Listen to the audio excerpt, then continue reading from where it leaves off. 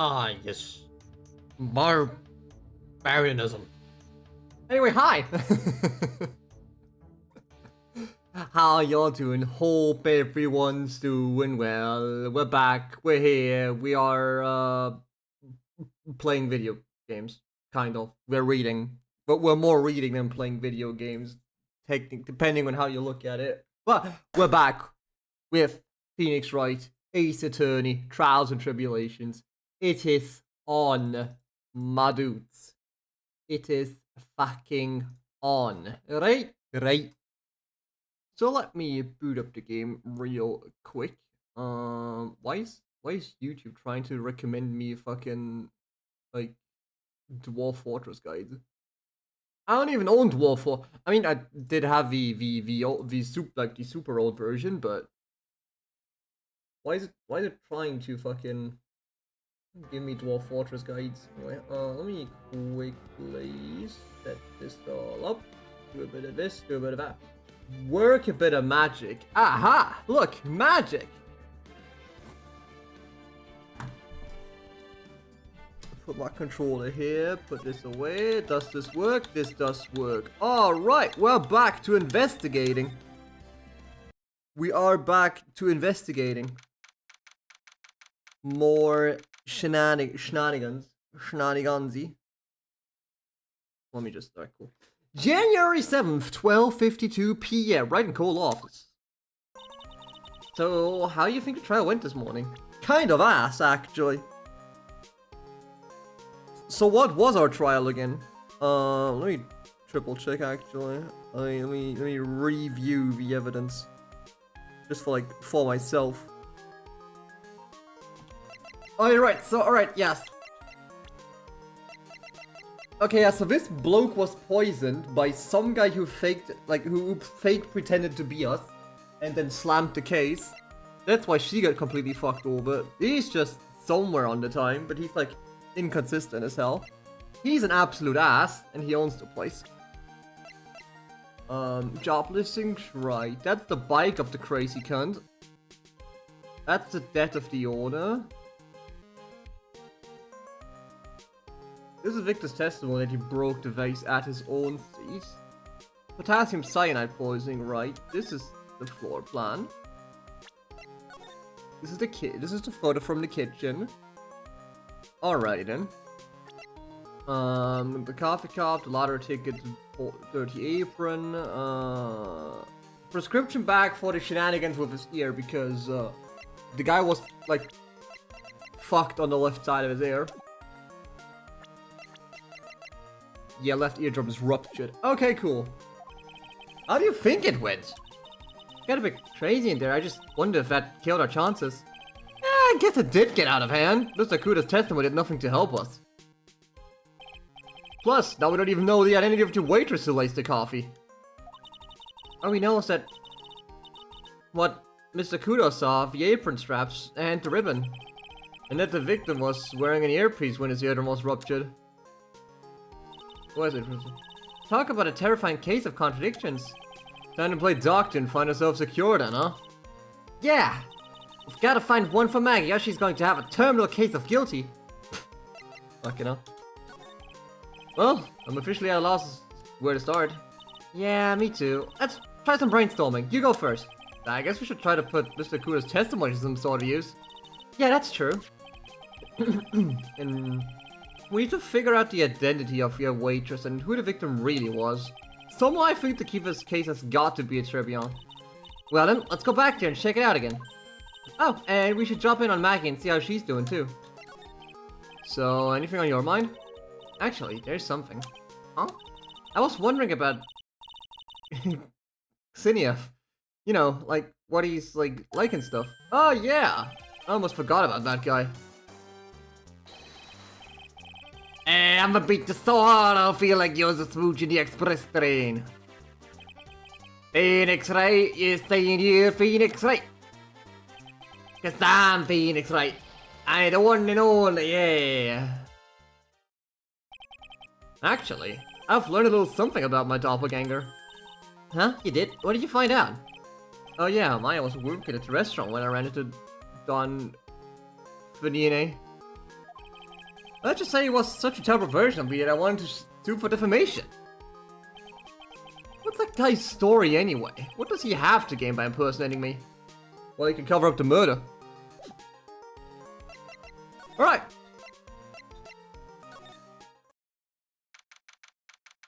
Sue for detention center. I guess Maggie's done questioning. But we've got questions to ask her too. Maggie! Maggie! Keep it down, Maya. This isn't the playground, you know? Jeez. To Tribulations we go.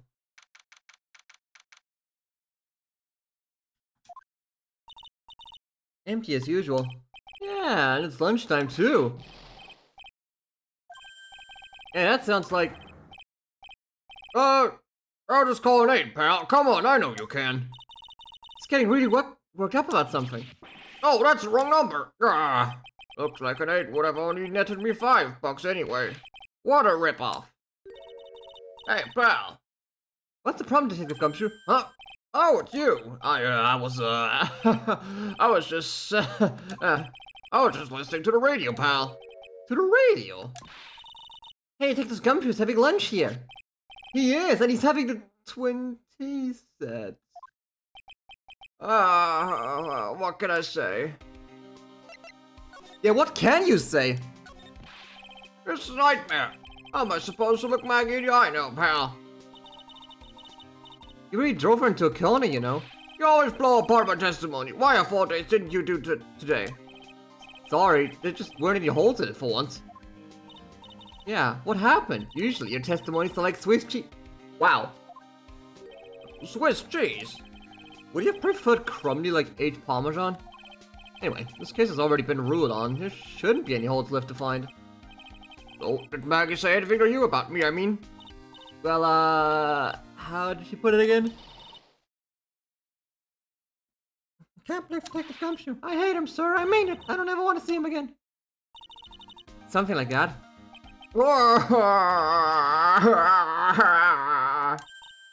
Please, Detective Gumshoe, I didn't mean... Why is this happening? Banging his head against the wall, Nick. Oh, man.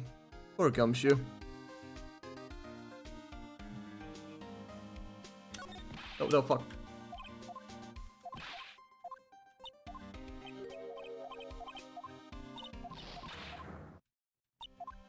No, no!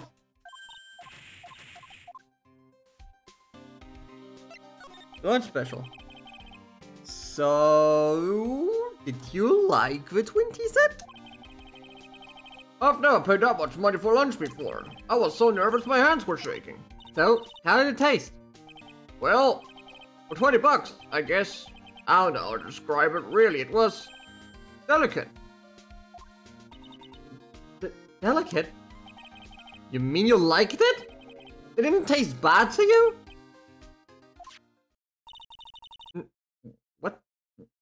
What's the matter with him? Looks like he's thinking.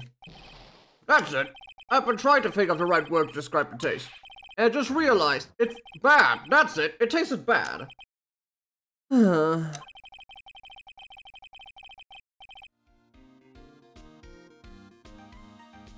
It's just kind of hard to admit it to yourself when you pay $20 for it, you know?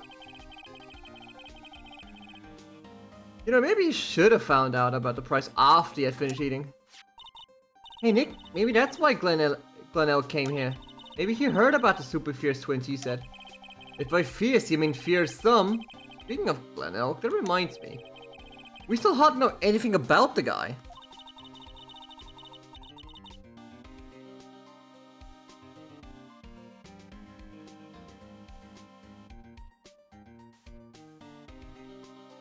That is actually kind of true.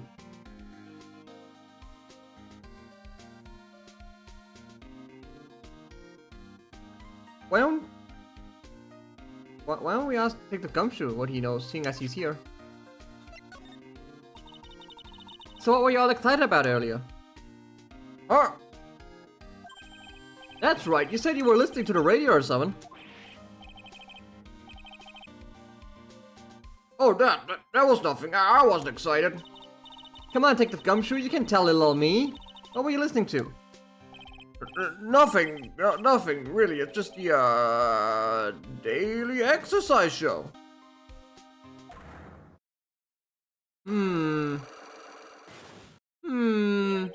What the? A cyclock. This lunch special lobster sure is great. And why are there tears in your eyes? Anyway, outside of that, this guy was a real programming genius. They called him the walking computer at the place where he worked. What happens when he crashes though? Does he just stop booming all of a sudden? He wasn't literally a computer, Maya. Anyway, there's nothing between Maggie and the victim. Yeah, that's what we found out yesterday too. Hey, Detective Gumshoe, don't you have any information that's a bit more fun? Fun? Oh, I know. So, have you paid a visit to where Mr. Elk worked yet? You might as well. His workplace? Where's that? A computer firm called Blue Screens Inc. Or something like that. Sounds like a real stable company. This could be fun, Nick. Let's go. Computers aren't really my thing, Maya. He'll be fine. I know all about that high-tech stuff. I wonder about that.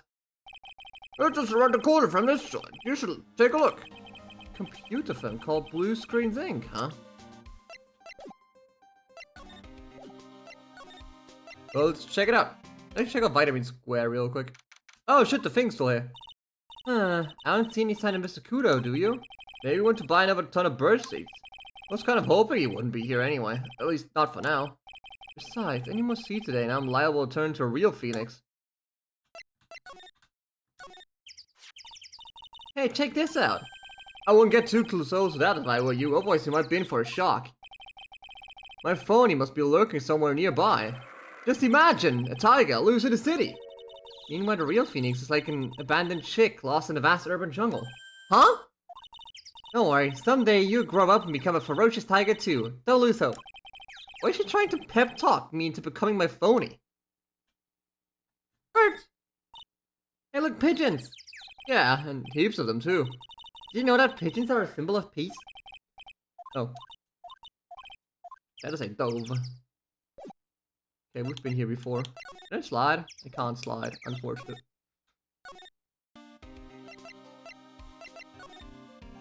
Well, off we go!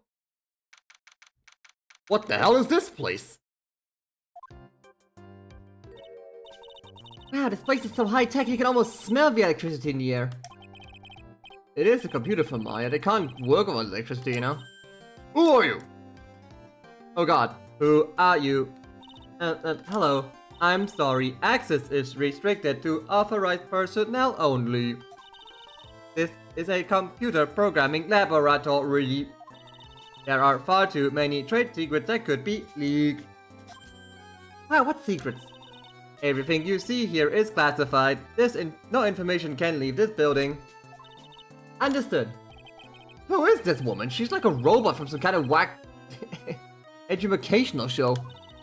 My name is Lisa Basil. Oh, it's also palindrome. Are all these tech people palindromes? I am the company director. Director? She's human? She seems more like a ghost in a ship.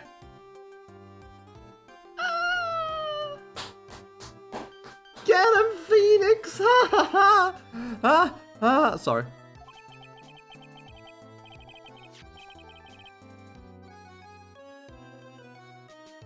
And that thing over her eye, isn't that the same device as Glenn Elk's? That's an EMH, right? Nice try, but it's the other way around, Maya. It's HMD. All of my programmers here at Blue Screens Inc. are supplied with HMDs. Then, do you write programs too? No, I just enjoy wearing this. They are pretty cool. I wouldn't mind one. So, what exactly is this firm's business? I will try to simplify it so you can understand. We analyze the data management systems required by certain branches of the industry, and then deliver optimum operating systems and source-level components to them. Huh? You lost me on the corner of analyze and management. Doesn't matter, they analyze stuff, you got that much, right? The software we produce is distributed on CDs. CDs? Yes, compact disc, digital optical storage media. Of course it is a useful software as well as music. It is a small firm, but all of my employees are first-class programmers. Let's ask one of them what they are doing. Excuse me, what are you working on right now? Logical acts to share global variables. Obviously, program structure heavily influences response time and performance, so the codependence of global variables and memory overheads is vitally important to the success of... Well, you get the idea. This is the sort of thing we are involved in. Did you good people follow all of that? Yeah? Your blank smile just said otherwise, Maya. You know about what happened, right, Miss Basil? You mean about Glenn being poisoned? Yes, I know. It is terrible. This would not happen to me as I am a machine. We transcend the realms of mortal flesh. Can you tell us anything that might be helpful? I don't think so. A police officer was here earlier too. But I couldn't tell him anything either because the waiters who committed the crime has nothing to do with Blue Screens Inc. Oh. How about Mr. Elk's desk? Did you check it out already? No, not yet. It's this one right in front of you. If there's anything that might be useful to you, you are welcome to take it. I thought this all trade secrets here. Where did that flip happen? I guess there might be a clue here somewhere.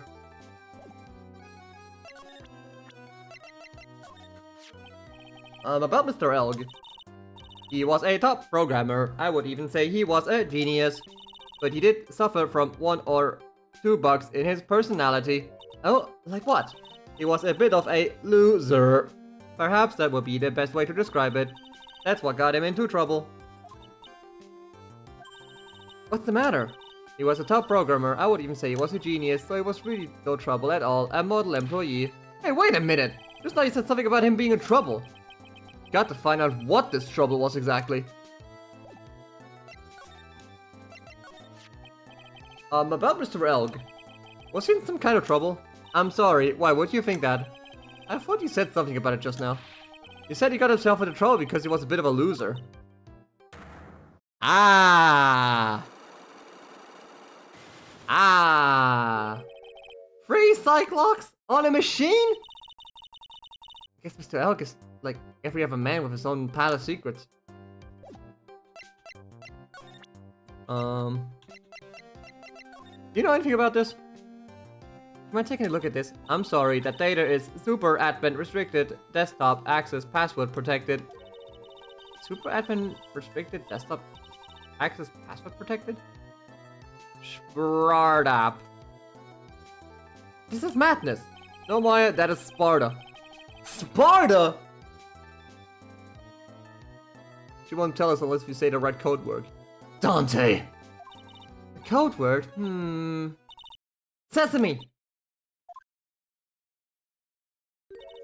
If it's not Sesame, that must be her mother's maiden name. That's how it always is.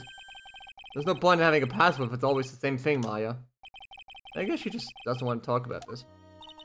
Maybe we should focus on asking about Glen Elk. What do you say? I mean, this is kind of about Glen Elk. This is kind of about his, like, prescription and shit. Do anything about the cause of death? No. Fucking Sparta. This is Sparta. Dante. Anyway. Look at this desk. Makes me laugh. Ooh, it's a horse racing. Wow, look at this desk, Nick. What a mess. Looks pretty average to me. But you can't get any work done with everything all over the place like this. You think? Real whiz kids can work under any condition, you know. He's trying to hint that I should tidy my desk more. I'll clean up my desk on my stop asking silly questions. No hurry then. Hey! This calendar. What about it? If this is another hint about tidying, you can forget it. Someone's marked December 3rd in red pen. December 3rd? That's the day Mr. Elk was murdered. Is there anything else? Yeah, it says meet with a tiger. But tiger?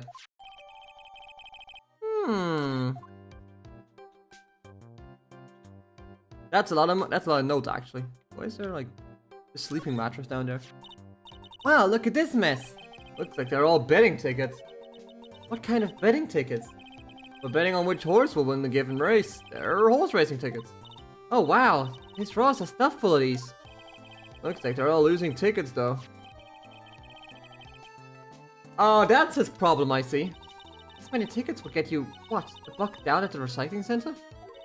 But I didn't know you were so hard up that you'd try to profit from the dead, Nick. I'm just taking them as evidence, Maya, jeez. He's really pounding that keyboard, ain't he? Wow, I bet it's where the pro and programmer comes from, huh? I guess I shouldn't be resting on my laurels. Gotta expand my skill set and all that. Yeah, that's a good idea. Maybe I could become, like, old CD's apprentice. And what about just bird medium training? Service. Hey, look, Nick, it's a supercomputer. It looks like it's really smart and wise, doesn't it? Computers are only as smart as the humans who use them, Maya. That explains why we don't use the computer up. You work there too, Maya. Yeah, but at least Please don't argue about something that's so trivial. Otherwise the computer will laugh at you. She said she'd laugh at us, Nick. She's a human, Maya, not a computer, I think. Those pillows almost look like they're moving. It's kind of unsettling. Nah, they just look a bit twisted or warped or whatever word I'm looking for. This office was designed with a futuristic feel in mind. Futuristic? Yes, we tried to imagine what things would look like in the future when we designed it. It helps to soothe and calm the soul. Does it though? On second thought, I agree with you, Nick. This place is really unsettling.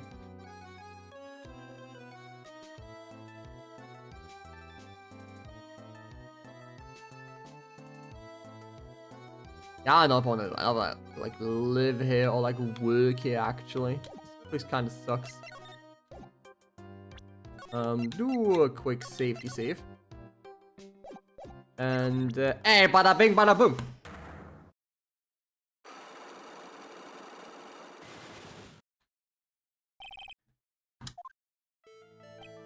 So how about you tell me what kind of trouble Mr. Ugg was in? I'm sorry, sir, but we don't deal with troubleshooting here. Well, you're not first. So perhaps you would like to speak to someone in customer service. What's she talking about? I guess I better just take a shot and see where it gets me. Miss Bates, let me ask you something. Did Mr. Oak's trouble have something to do with this? What is that? A bunch of horse racing tickets, all losing ones. With that many tickets, you could get $1 at the recycling center. You good people are very, very bad. Cashing in on others' misfortunes is immoral. How do you know? What a whiff of hypocrisy I smell. But what is the relevance of these tickets? The victim, Mr. Glenn Elk. He had a gambling habit, didn't he? I don't think that's a logical conclusion based on the fact. That is a logical conclusion! What do you mean, you prick? Everyone likes to get to the races from time to time. Yeah, but not everyone buys as many tickets. Anyway, I don't believe that proves anything on its own. You're right, but I'm not through yet. So gambling wasn't restricted to horse racing, was it? Oh yeah, right! The lottery, horse racing, he bought a lot of tickets and lost a lot of times. That's got to have hurt his wallet pretty bad, don't you think? Maybe bad enough to be the cause of some pretty serious trouble, perhaps? No, you are right. Glenn did have a gambling habit. You good people must not follow his example, do you understand? Trust me, even if I wanted to, I don't exactly have the money to buy any. But if you win, there's no problem, is there? And Glenn had a winning ticket, didn't he, for $500,000? Yeah, but it's hard to imagine how he could have been in trouble then, isn't it? It's true that Mr. Elk won $500,000 in the end. But that was his first stroke of good luck. He was in deep trouble before that. Deep trouble? What do you mean? Mr. Elk's real problem was someone or something more terrifying and ferocious. The tiger. Mr. Elk met with someone on the day he was killed. He even made a note on his calendar about the meeting. Meet with the tiger. What is the relevance of that? Are you trying to suggest Glenn was meeting him to discuss his death? Yeah, that's what I'm thinking. But I have never heard anything about this tiger before. Maybe he's not even human. Maybe he really is a tiger.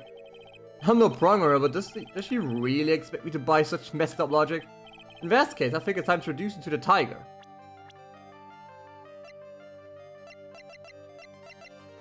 I don't have info on the tiger.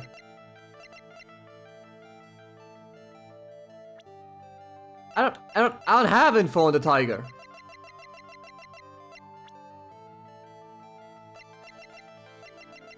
I literally don't have intel on the tiger. I mean, I know it's the bloke that killed him, but like...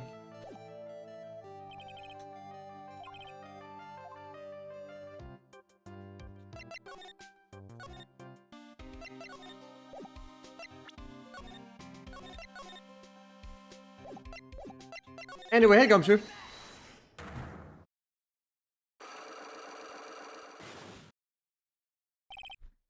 Radio. Alright, Detective Gumshoe, tell me the truth. What were you listening to? No way, pal. No, you've made a big thing out of it. I'm not gonna tell you. We'll see about that, pal. Considering all the noise you were making while we're listening, it's pretty clear what kind of radio program it was. I'd say it was related to... Gamba! I'm right, ain't I? You were listening to the lottery results, weren't you? You thought you'd try to win big, just like Glenn Elk did. It's like you can see right through me! Oh wow, okay. Huh? I've cracked him already. See, pal, that's why I said it was nothing. I mean, free? I'll take what free health. I'm usually pretty lucky, so I figured I'd give it a try. What's with everyone in the lottery, man? So, how did it go? I won 50 cents. It'd be better to win nothing and all that than half a lousy buck. I was so mad. Yeah, I know the feeling. Wait, you too? I bought the same kind of ticket as Mr. Elksy, and they've got this special radio show where they announce the winning numbers.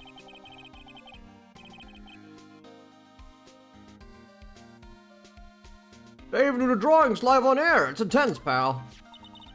I bet that's what Mr. Elk was listening to on the day he was killed. Yeah, what time is it now? It's just after 1:30.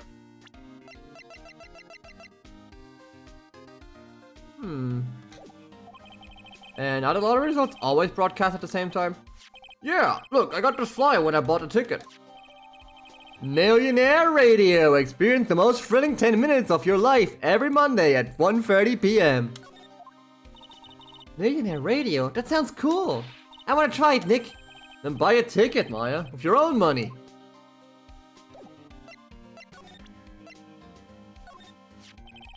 Apparently everyone's listening to the show now.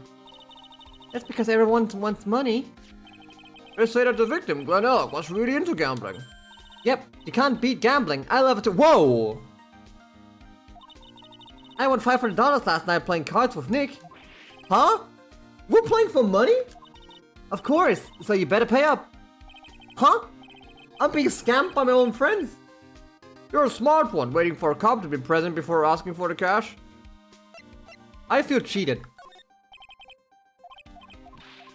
Okay, he knows nothing about this. Do you know anything about a tiger? No. Unfortunate. Hey, do you know anything about this bike?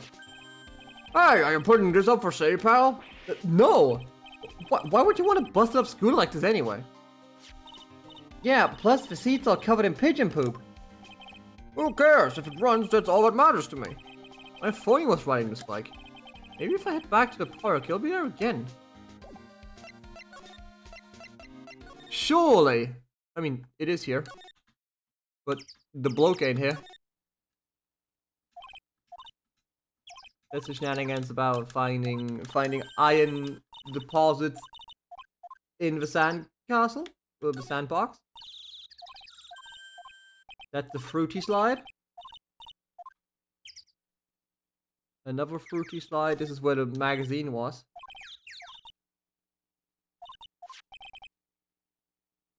Maybe we can get to. Okay, cool. Change the routes, but we could play Old Maid and. We could say the person who's left with the Old Maid at the end is the winner. Who was that? Not bad at all. We could even rename the game to Fair Maiden. Fair Maiden? Okay, so the thing's still here, but... Let's go to the kitchen. Huh? Mr. Armstrong's talking to someone. Oh! I'll be back next month. Wait, Naturalman, I'll be waiting for you. No. If you haven't got it by then, I'm afraid it might get a little hot around here. Oh, she's a debt collector. No, I'll have it ready, I promise. I love fire, you know. I love the way it crackles. No, stop it, I beg you. Not. And don't let me down. I'll be watching you. No, this is not necessary. You can trust me, mademoiselle. Talk to anyone, and I'll drive a knife right through your heart. You can't do that. I have nanomachines, you know. You worry far too much. Maybe this will help you relax. It's an oil of sandalwood. I do love raw meat from time to time.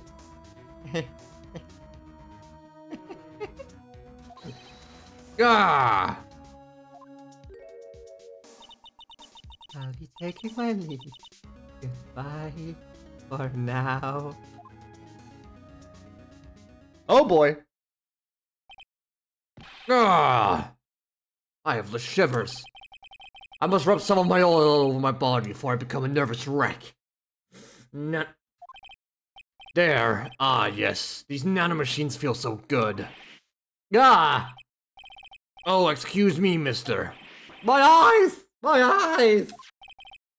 Your eyes. If you have trouble with your eyes, you need this. Sandalwood oil. Isn't this just the leftovers of what you were just using? You don't exactly have many customers, do you, Mr. Armstrong? No, you are right, mister. But perhaps it is the perfect time for you to visit me, huh? That way I can give you my undivided attention and cook for you a dish supreme. They'll make America... They'll make cooking great again, Jack. Putting on a brave face, huh? That's what girls do, Nick. But you're right, business is very difficult these days. All I'm saying is, give war a chance. wait, no, fuck, that was Sundowner. Ah, whatever. Perhaps the name is the problem. People don't understand it. They think it is Trey. I just want people to think that my restaurant is exclusive. But they think you just serve fast food on cheap plastic trays? Nick, that's the kind of thing that can make a girl cry. Have you forgotten that Mr. Armstrong is a man, Maya? But this restaurant is my life. It is everything to me. I will defend it to the finale. No one will take it from me. Okay.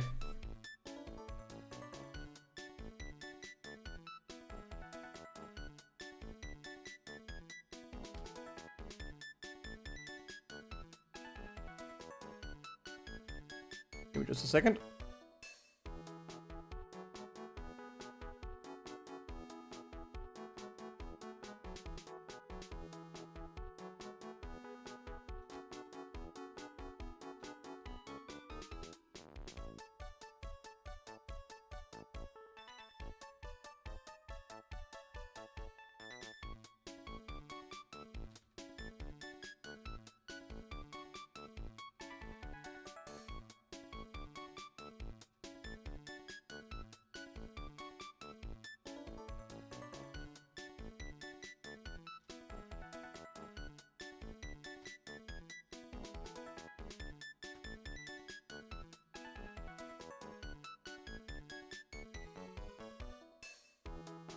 Alright.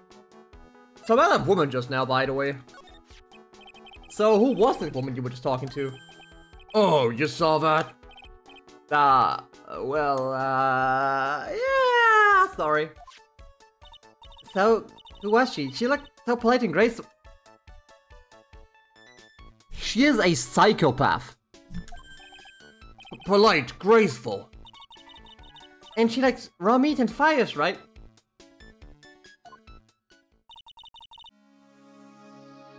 I'll be back next month.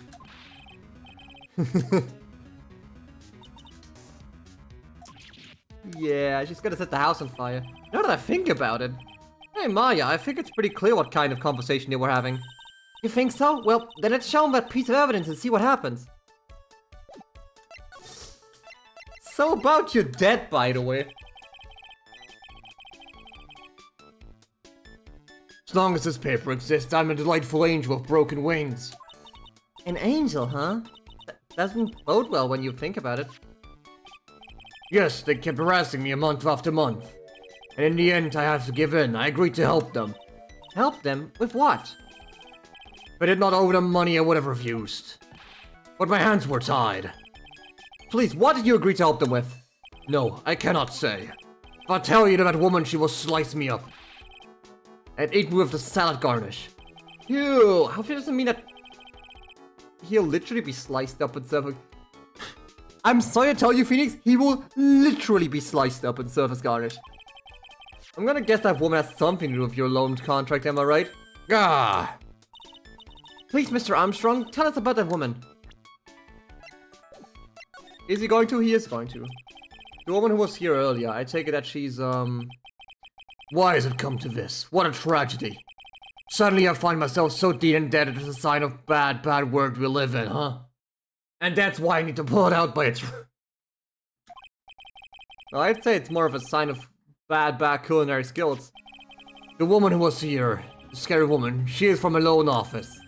A loan office? Is that where you borrowed $500,000 from? Yes, tender lender it is called.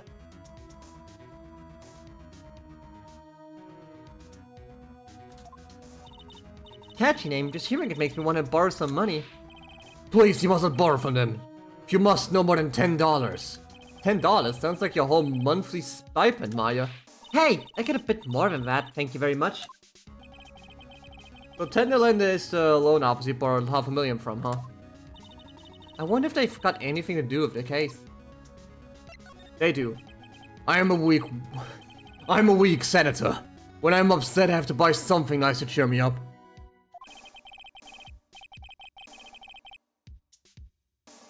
Thanks to him loaning me the money, I have to pay back $500,000 now.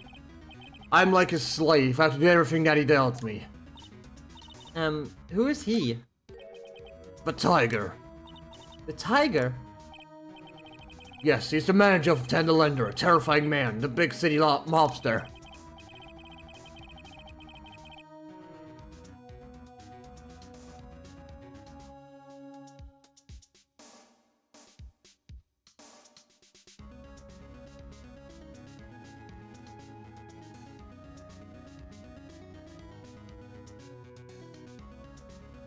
When he shouts at me, my knees are trembling and his voice is ringing in my ears for 3 days. As soon as I hear a noise of a battered old scooter he rides, I start to cry. The big city mobster rides a battered old scooter.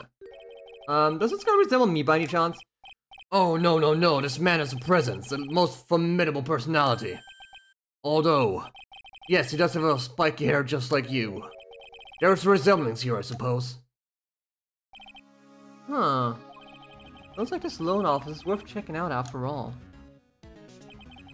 If you want to visit the Tender Lender, it's just beyond Vitamin Square. Hey Nick, if you need money, I can loan you some, as long as it's less than $3. Thanks for the offer. Just beyond Vitamin Square, huh? Hey, so you know this thing, right? What is it? Is this your scooter? No, I saw it before in Vitamin Square, you see. Oh, mon Dieu, no. Take it away. Do not show this to me. Talk about an allergic reaction.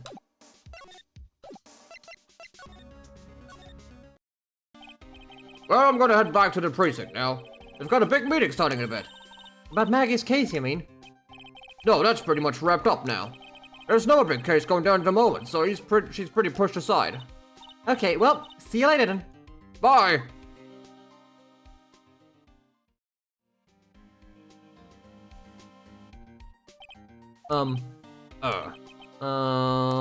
You better get going, detective, or you'll be late. Actually, I've kinda got a favor to ask, just a big one. A favor? Yeah, it's, for, Maggie, actually. I was kinda hoping, you'd give this to her for me. What is it? It's a lunchbox. I got up early so I could make it. Gumshoe! No way. I thought we were worried about her. She looked like she lost a lot of weight. Detective Gumshoe? How many weenies are in there? There's not the person on Earth who could eat this much meat. You think? I love weenies. I can get enough of their tender juicy. So will you give it to her? It took me ages to make, so please say you will, pal. Can't exactly say no, can I? Nice. Maybe I'll eat it myself if I get hungry. No, you don't. No, you don't. Don't forget, okay? I'm counting on you to give it to Maggie, pal. It's finally gone. Jeez. Let's go to the detention center real quick. Maybe she's here. Nope. Nope. Bottom and square. And Tenderland. Win through compromise. This place gives off a really strange vibe, doesn't it? Yeah, it's no Sky Finance, alright. Looks like a tiger's in his lair. And that is, as they say, a very good thing. Welcome. Talk about a creepy voice, it makes you so want to shrivel up and die. You're here to discuss a loan? No, not exactly. Manager is away at the moment. Wait quietly, please.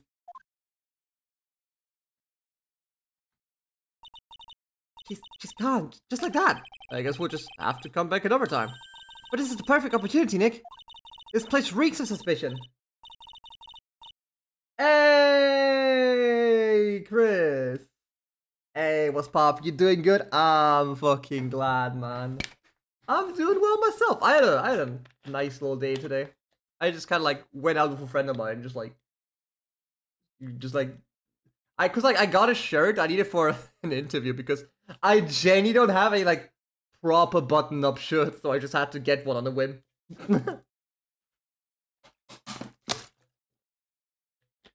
But yeah, I went out, bought some manga, bought some shiz, bought the shirt, just kind of chilled a bit.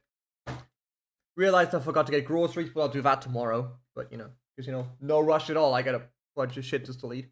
My fridge is just empty. Like my fridge is empty, but I still have like cans of ravioli and shit. So I'm fine. I'm balling. Do you think it'll be okay? Of course, no one will ever know. Coffee. Ah! I'll leave it here for you to enjoy. Quietly. Yeah, thank you. Do not touch the desk, please. Ah. Nick! Let's get out of here! Now she wants to get out of here?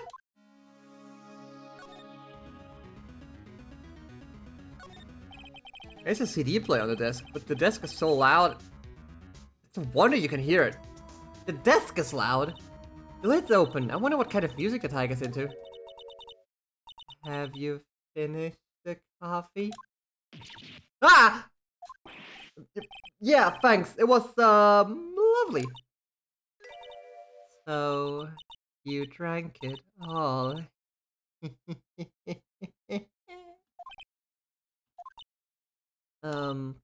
Ooh.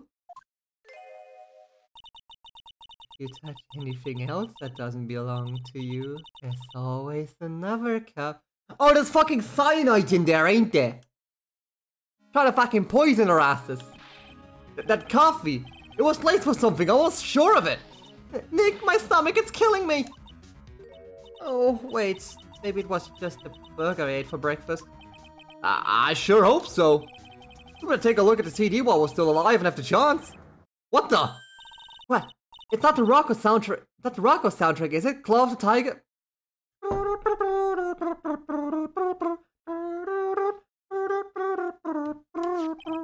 It's a demo CD. The artist's name has been handwritten on the disc with pen. MC Bomber?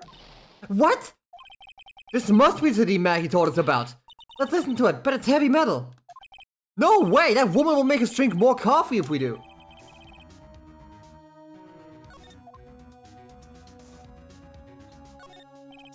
That's one impressive desk on one impressive rug. It's solid gold, Nick. Gold. Just look at that shine. Only real gold shines like that. Would you really want such a shiny desk, though? I don't know, but let's see what it's like to sit at a solid gold desk. Wow, I'm completely dazzled. That's because it's completely dazzling. I can see up my nose in the reflection. That's gotta be really distracting. But the desk isn't practical. No surprise there. Let's see, it's a round doll thing. It's called a Daruma, I think. I figured I'd read a book or two and become more cultured, in case you're wondering. You mean you aren't making stuff up for a change? Heh, I bet you all didn't know that no matter what, he'll always write himself. Go on, Nick. Give him a good shove. Only if I feel like dying. Now, this yellow thing, this is a Japanese chess piece. I think it's a king. Not that I'm an expert or anything. I'm more of a reversey person, you know. Assuming she knows what she's talking about, these aren't exactly your typical mobster wannabe items. They're not trophies, are they? Ugh. Hey, there's a piece of paper sticking out from under here. What is it? A repair bill? Looks like he did some repair work on his car. Does he even have one? 15,000 to replace the bumper and the light? That's insane! The car's registered to the Cadaverini? A what? Huh? So it's not even the Tiger's car? What would someone else's repair will be in the Tiger's office? Cadaverini, I guess that's where the woman's from. Look at these fucking suits. Hey, look at this Persian style coat. It's so chic. Looks more like a pimp coat to me. Guess I haven't got an eye for fashion. Hey, look at this. This suit is the same color as the one you wear, Nick. Is it now? Huh. Same color as my suit. Yeah! Keep your voice down, Maya. Nick, you've got to take a look at this. Some cake, perhaps? Yeah! I'll just leave it here for you. Yeah, yeah, sure, thanks. Just wait here quietly, otherwise... Sure! Give it, Nick! Wait quietly, she said. Yeah, sure. I have my eye on you. I can take care of you. Understand? I'm scared, Nick. So? What were you getting so excited about before? Look, on the lapel of the suit. That's an attorney's badge. The tiger a lawyer? No, wait, look at this thing. It's made of paper. Wow. For some reason, your badge suddenly looks really cheap to me, like, Nick. Why doesn't anyone recognize an obviously fake badge when they see one? Oh no, someone's dropped the ashtray on the floor. It's going to be a nightmare to clean up. Yeah, it's all over the rug and everything. I actually knocked over a really big space heater once. Cleaning up was such a pain. I was one of those super antique where you have to like burn a ton of charcoal. How did you manage to knock one over those? Aren't they like supposed to be super heavy? Oh hey, it's a book of matches here too. Matches, huh? Lasers don't give those out much now. Hey, wait a second. What is it? What's printed on this cover? It says Tribulations. Huh. These matches could come in handy. You might be able to use them. Yeah, the pilot light for the office boiler keeps going out. Swing and a miss, Maya. Swing and a miss.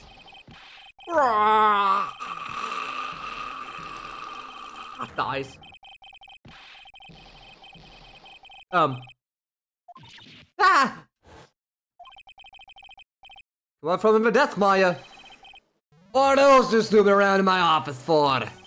But nothing, we were just... me precious sculptor, you've got ash on me rug. Wait, no, he's not Scottish. You gotta wish your ugly feet never come through the door, eh? It wasn't tossed, it was already like... You just wanna argue with me? Is that what you're doing? You think you can take me on, eh? Gotta flatten you to the pancakes and turn yous into me rugs. Ah! Oh, Don Tigre, you're back. Ah, that voice is like evil seeping into your head through your ears. I'm sorry, Don Tigre. I knocked over that ashtray earlier and... Ah! She got a death wish or what? Oh, right. Huh? Hey, forget about it, Violetta. It's nothing. What? I gotta get mad at you. Too cute, you hear? That's so unfair. Here, have some cookies. I just baked them. And you need some strong espresso while discussing you're alone.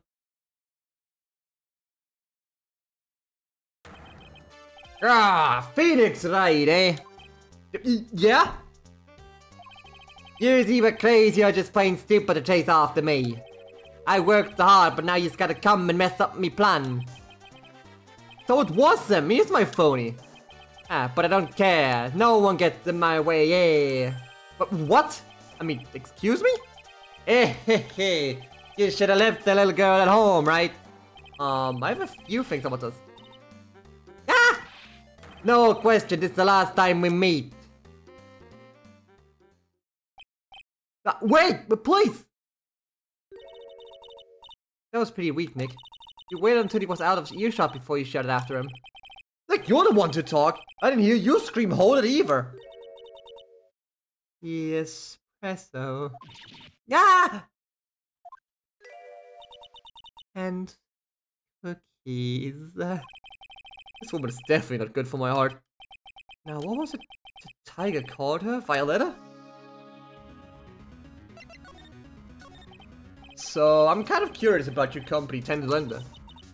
With the warm and friendly atmosphere you'd expect from a family-sized business, a conscientious rate of interest, and an attractive repayment policy. Why do I get the feeling this sentence is not going to end well? We will tenderly lend you that little bit extra here at Tender Lender. Hey, Nick, things are a bit tight for Wright & Co. at the moment, aren't they? I mean, there's that $500 you owed me from the card game for starters. Why don't you take out a loan? Would I like to take out a loan from a place like this? Not so much. Tender Lender is on your side. So, let's say I'm late with my repayment. What happens then? We give you more coffee. Strong coffee. Alright. I think I'd rather skip town. Hey, just remember I can make strong coffee too, Nick. Strong tea as well. So, do you know about the incident we're investigating? What incident? Well, a man was poisoned in a restaurant just near here, that incident. Let me see. I was here that day with the manager. The manager being the tiger. Furio Tigre. Furio? The Tigre? That's where the tiger thing comes from. Xeniev's got a real name! Nick, hurry up and find out more about him.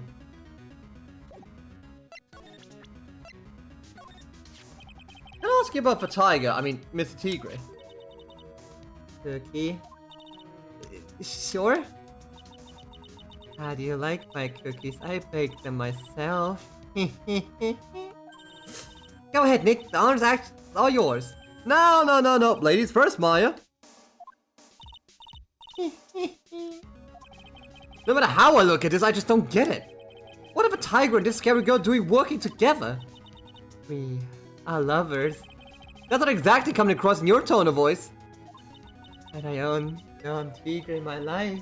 He's the one who saved me. The tiger saved you? Please address him properly, Don Tigre. Otherwise, I'll have to. Okay. Don Tigre, of course. I'm sorry. Saved her life. I'd sure like to know how that happened.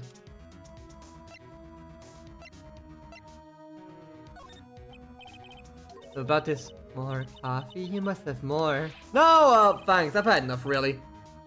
I'm so thirsty, though. I don't leave the office. I can't tell you about anything except haunting. That's a lie! You were in Tribulation earlier! You were in Tribulation earlier! Hang the fuck on! I'm very frail, you see. Just recently I died once. You died? About 4 months ago. The doctor said to abandon all hope. I guess they were expecting her to take a boat ride across the river Styx. But Don Tigre, he saved me. He gave up everything. Everything? When I found out what he had done for me, I was happy. No offense, but I'm finding it a little hard to believe. I decided I'd pay him back with my life by serving him coffee and espresso.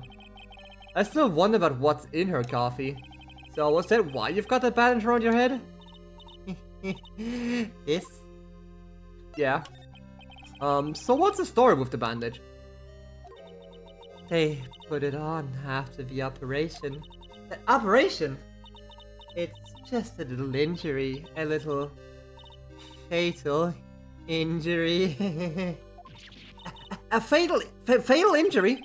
Might have suffered one herself by the sound of it. So that's the injury you were talking about when you said you had died once? Uh-oh. Oh, what the fuck? Yeah, she really creeps me out, Nick. Same here, but we've got to find out the truth. Do I even have enough for now? Do I even have enough already? Ah, fuck, let's give it a shot.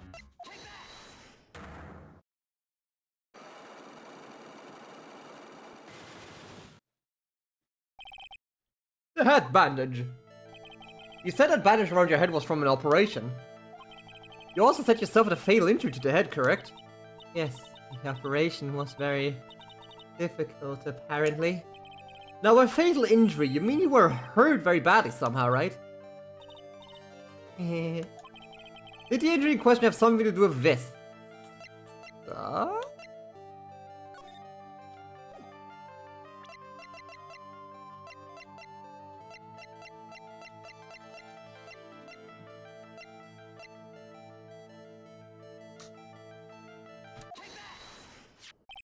I have a car repair bill. From this, it seems pretty obvious that this car was involved in an accident. Let me see that. This bill is made out to the Cadaverinis. Yeah, it is. I don't think I have introduced myself. Tell me, what do the Cadaverinis have to do with me? Something tells me she's not about to say hi, introduce herself. Alright then. The relationship with these Cadaverinis is very strong, and this is why... I have nothing that connects them yet, do I? I have nothing that connects them yet, do I? Nah, I doubt I do. I doubt I do.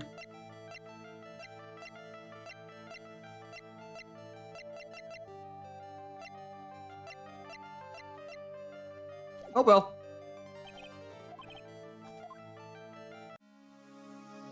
Let's get the fuck out of here before she kills me. There it is. Old Teddy's back feeding the pigeons again. Take this, then this, and get out of my park. Like I thought, he's really mad. Come on, Maya, just keep your head down and let's sneak away while we still can. Why? Hello, old man. What are you doing, Maya? Huh? Yeah. Hey, he just turned his back on us. I'm not surprised. I bet I really heard his bride in court this morning. Hey, Mr. Kudo.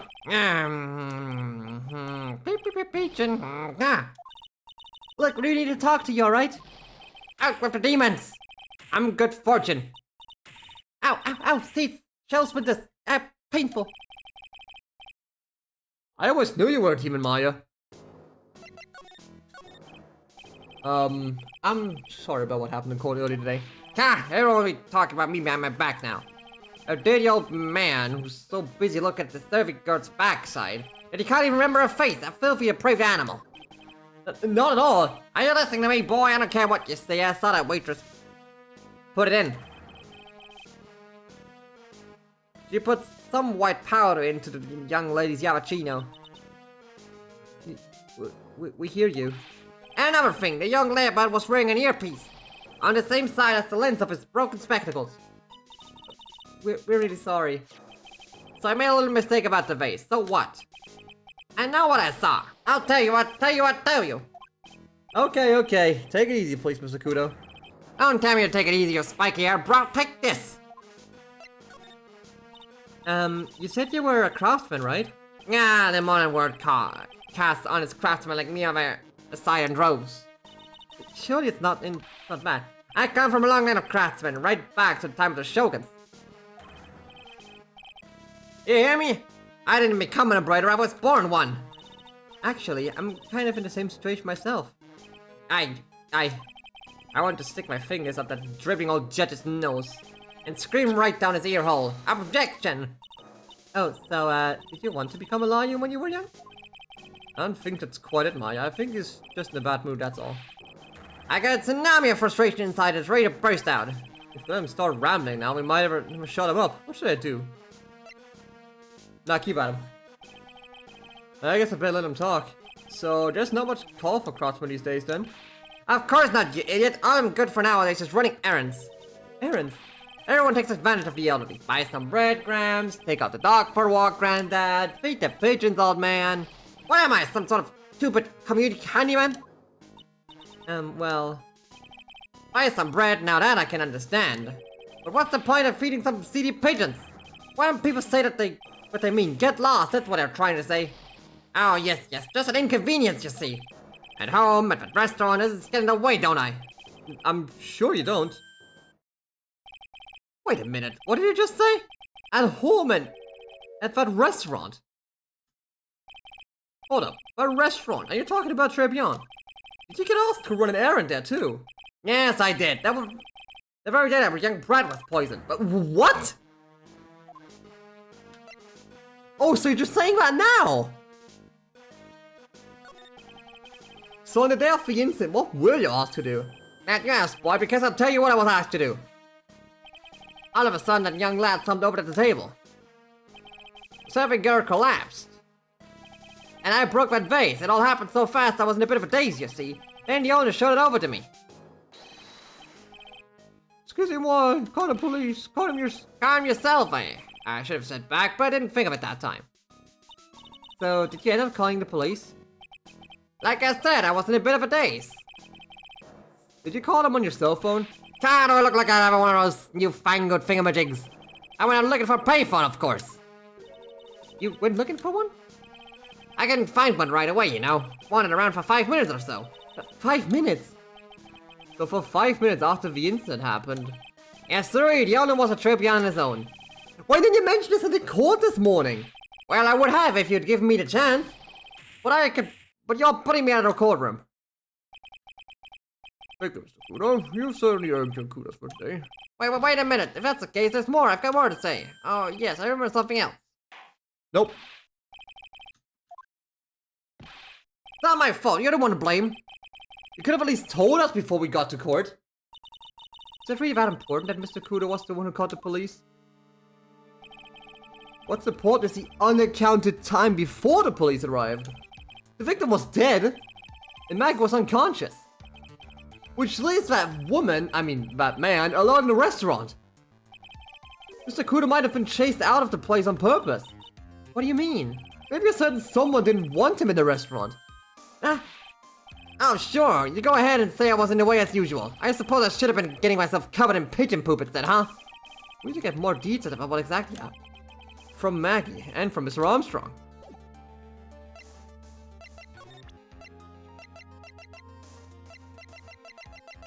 Hey, you know anything about this? No.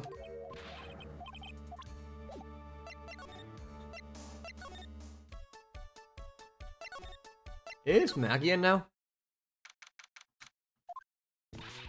Oh, Mr. Wright! Hello, Maggie. So, they finished questioning you? Wasn't it just unbelievable in court today, sir? I'm going to stay up all night to blog about everything about. Oh, no. Weren't you scared? It was pretty touch and going there. Yeah, but you totally nailed that old man. Well, it was all over the place with his testimony. He's not the only one. Huh? What do you mean? Everyone else's testimonies don't match up either. Enough of what I remember of the incident anyway. Is it possible she is the one misremembering things? Doesn't seem like it.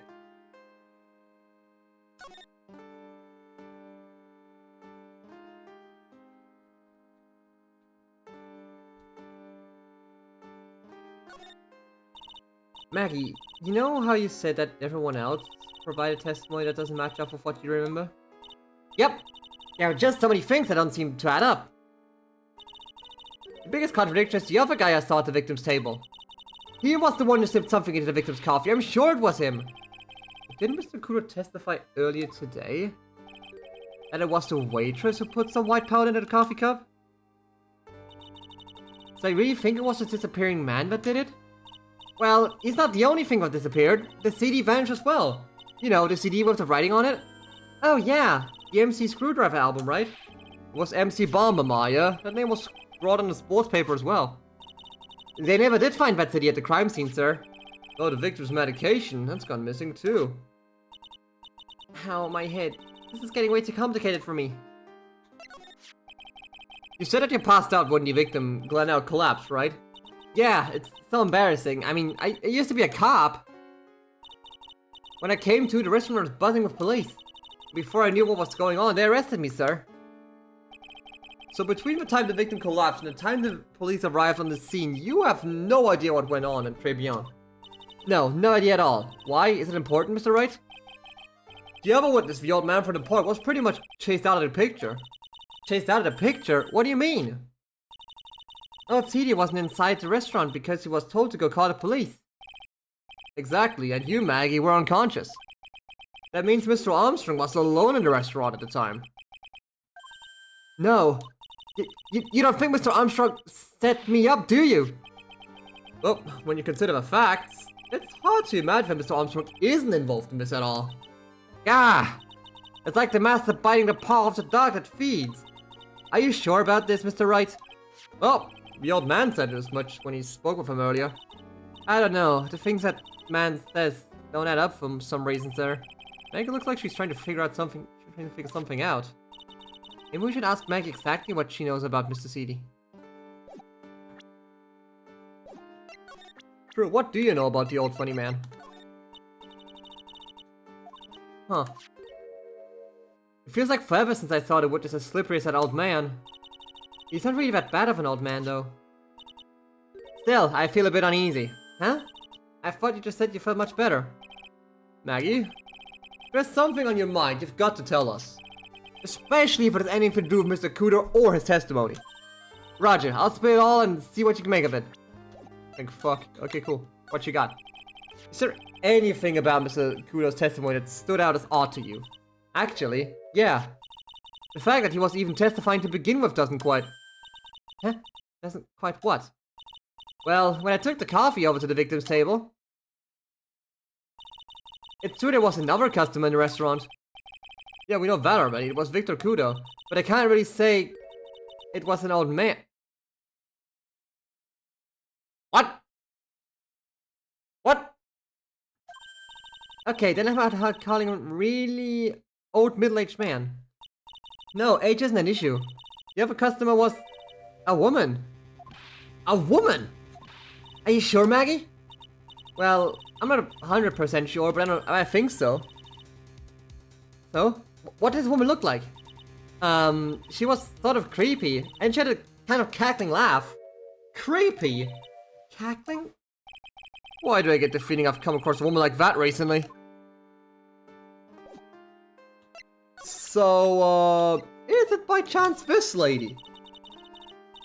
I know I used to be in a police force, sir, but I'm incarcerated now, so I can't use my connections to help you. All I can tell you about now is info about ex-cons of the clientele of Tribulations, sir. Ah, don't let it get to you down, Maggie. Fuck. You know this man? Holy smokes, that's him! Huh? That's your phony, Mr. Wright. Just look at that ridiculous suntan. For the record, I'm not sunburned like an over-dried tomato, so I don't know how. He told me to be on a business trip to Hawaii, and that's where he got the tan. I'm not hearing this. Never mind.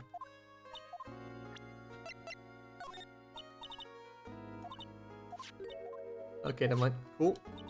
Cool. Cool.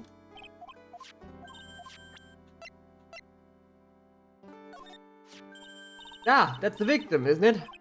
That day was the first time you'd ever seen this man, right? Yeah, I never seen him before then. Just happened to be the waitress who served him his coffee, sir, that's all. Seems he was a computer programmer. Really? I'm useless with computers, completely hopeless. I don't know any computer programs. Did she mean programmers? Okay, cool. Ah, is that your attorney's badge? Actually, it's a fake. Holy smokes, that's it. Huh? That's the badge your phone you had, Mr. Wright.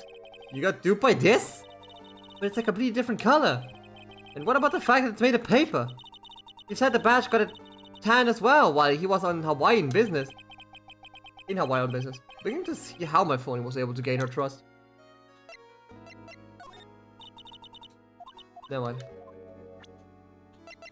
Oh yeah, right. Oh yeah, I've got something you're going to love. Really? What is it? A lunchbox, just for you. Here.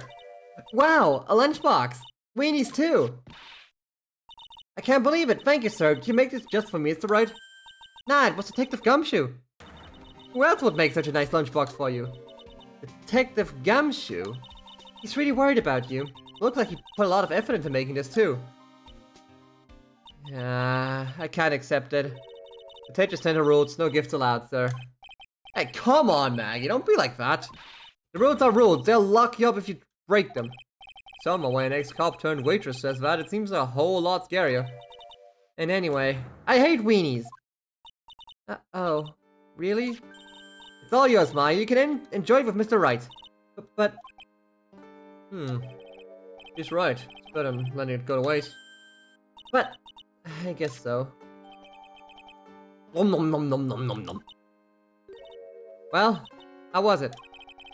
Ah, that's hit the spot. I love weenies. Oh, good. I'm glad I gave it to you then, sir. Anything in that box? No, there was nothing in that box. Unfortunate. Ah.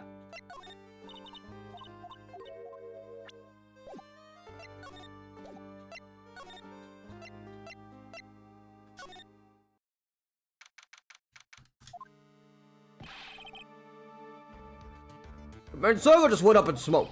Why the heck isn't the press conference set up yet? The superintendent's here already. Yeah, there's a problem with the internet too. I already told you to stop using your computer, Chief. But I'm watching videos online. I'm catching up on my Asian soap operas. It's gonna have to wait, Chief. I'm throwing the switch.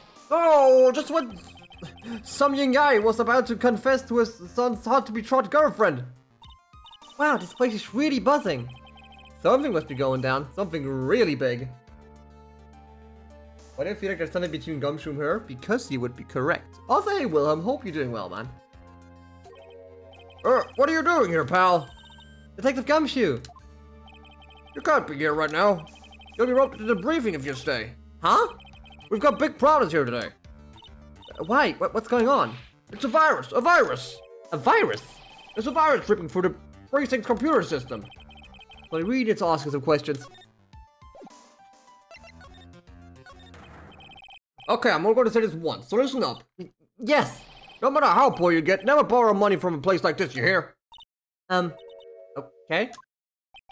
If you got money trouble, just go and diet of instant noodles and hang in there. Ah, we're not thinking about borrowing money, detective. We want information. Oh, that all? Well, let's see. Federland is considered to be even fishier than the average illegal loan shark. And it seems they ran into trouble just recently. Those guys have been pretty heavy-handed calling in all their debts. Really? Don't go poking your nose around their business, pal. You'll really regret it if you upset that lady. Alright, I get the picture. Hey, wait a minute. What did you just say?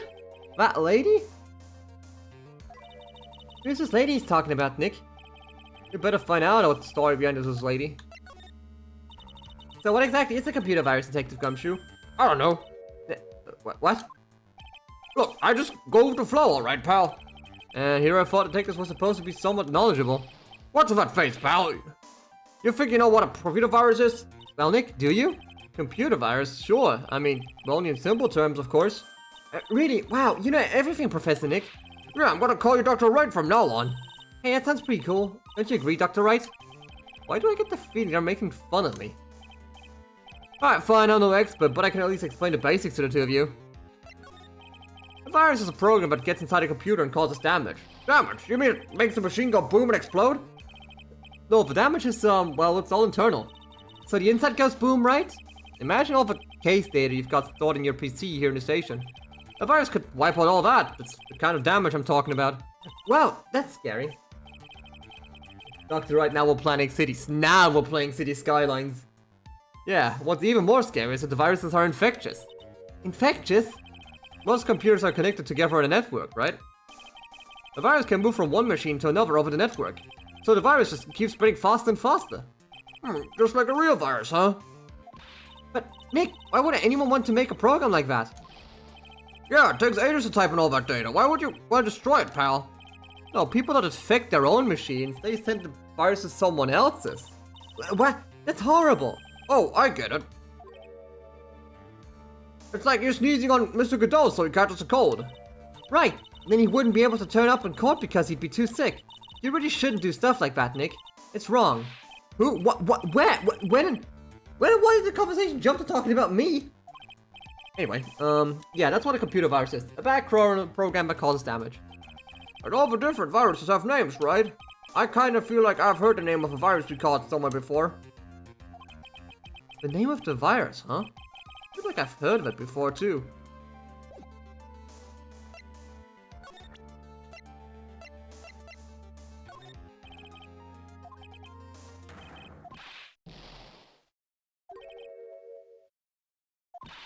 You're just nodding yourself and keep me in dark, Nick. What's going on? Okay, Ma, you don't have to cry about it. My name's coming on the disposed paper written on that CD. That's the name of the virus. MC Bomber. What? Yeah, the virus just infected every computer in the station, pal. It's MC Bomber. Can you give us any more details, please? Okay. Okay. We already knew about the MC Bomber virus from a while back. A group of criminals issued a series of demands to the head honchos of law enforcement. They threatened to release the virus if the demands weren't met. Who are they? I don't know. Some hotshots from the criminal underworld would be my guess. And now the virus has been released, huh? Yeah, it's in every computer in every public office in the city. Everyone's going nuts. They're hopping around like they're dancing at a carnival. All this stuff with criminals and viruses, it almost feels like we're in a sci-fi movie. Apparently the programmer who made the virus was a real genius or something. The focus right now is on tracing the route of this virus on the black market. You mean someone put this virus up for sale? Yeah, because this one's so powerful. They're estimating its price tag was in the millions of dollars, pal. In the millions? A virus can be worth that much? Well, obviously. It's a bunch of destroyed data.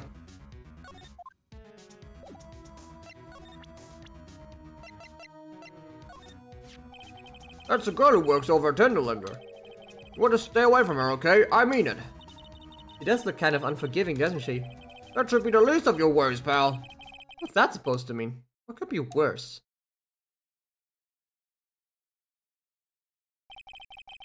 Her name's Viola Cadaverini. She's the only granddaughter of Bruno Cadaverini. Bruno Cadaverini? Do you know who that is? Nick? Never heard of him. Bruno Cadaverini is the boss of the Cadaverini family. The Cadaverinis? That's one scary sounding name. We can't touch them. They're way too powerful for the police. But you're thinking of taking them on, aren't you? No, I don't remember ever saying I was going to. I better get some more info out of Gumshoe about this family. Welcome to the family, son. I'm not sure if I really want to get involved in this, but... who are the Cadaverinis? Who are they? A scary bunch of people, that's who. You're a cop and you're scared? What's that about? Trust me, it doesn't matter if you're a kid or a cop. These guys are scary. They've got some serious clout, the criminal underworld. We can't touch them. They've got too much moolah. Moolah? As in... They pretty much control all the cash in the city's black market. Black market, huh? And that includes Tenderlander, I take it? Sure, no one stands up to Bruno Cadaverini, and I mean no one. Interesting. So Viola's the granddaughter of some mafia boss then? Yeah, and everyone knows how much Bruno loves this little girl. She means everything to him. So, how did she end up at Tenderlander? I don't know, pal. But I heard she and the boss of Tenderlander are pretty tight. Tight? That's what it said in the file I read related to Maggie's case. Sounds like a pretty important clue. Ah, I can't believe it! I almost forgot the most important thing. And that is? You know, the lunchbox. How did everything go? The lunchbox? I remember the weenies. Hey, weenies! Oh, yeah, those weenies. So, how did my weenies taste when they went down to the hatch? Huh? Well, it was, delicious. Yeah? That's what you said, really? Well, not exactly. Don't worry about it, pal. I figured something would happen, so I came prepared. Prepared? What do you mean? I made a jumbo lunchbox. Oh. Do me a favor again, pal, and deliver this. You sure it's a heavy burden? I'm always the one. I can just imagine Maggie's little eyes sparkling with joy when you bring her that. Weenies again, Nick. Tell me we don't have to eat all these too. I really can't eat anymore. Coming from you, that's shocking.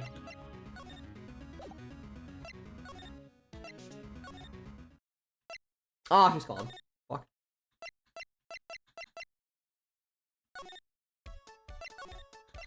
Alright, I still gotta talk to her. Still gotta talk to your ass. Beep.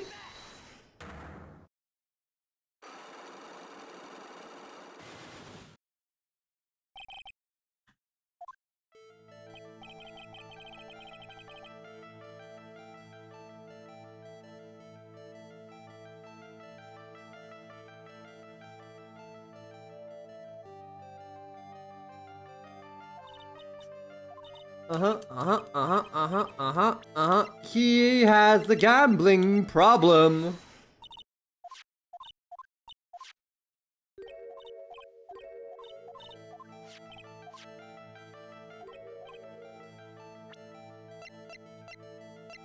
Nope, he really has a gambling problem.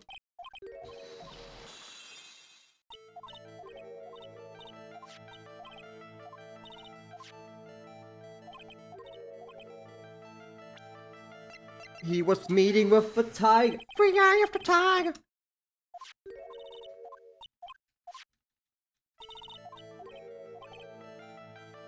To introduce you to the tiger. Furia Tigre, aka the Tiger, is the boss of a loan office called Tenderlender. This is who Mr. Elk met with on the day of his murder. And the only thing a loan shark would talk with him about would be his debt. No. It's true that Glenn had racked up quite a bit of debt from his gambling habit. About $100,000, I think. 100,000? Ouch! But I heard he won the lottery, so he should have been in the clear. Shame Maggie couldn't get a bit of that good luck. Okay, so the guy got lucky and won the lottery, but what if he hadn't won? What was his plan then? Well, this isn't easy to say, but he said he would use his talents to repay the money. His talents? I suspect he was talking about programming. What computer program was worth $100,000? Perhaps you good people should eat so I can get back to my work. So close to cracking her. The program in question? Was it by any chance MC Bomber? Well, this is it, isn't it? This is the virus that's affecting computers worldwide as we speak. MC Bomber. No.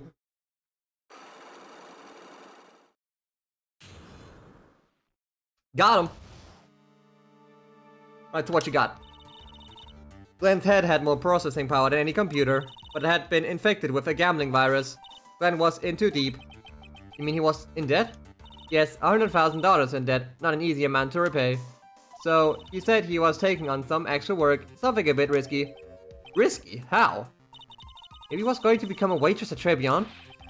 Where'd you come up with these ideas? So it's safe to say Mr. Elk was the creator of this virus, huh? The MC Bomber virus, yes. It was a work of genius, in a bad sort of way, of course, but still genius. Something like that would probably fetch several $1 million on the black market. Inconceivable, Gumshoe was right for a change. This date, December 3rd, that is marked in his calendar, that was his deadline for repaying his debts. Huh. I guess we won't be needing those Royal Racing tickets anymore. Use the trash can, Nig. Oops, sorry. Alright. Would you mind taking a look at this? Oh, yeah, no one.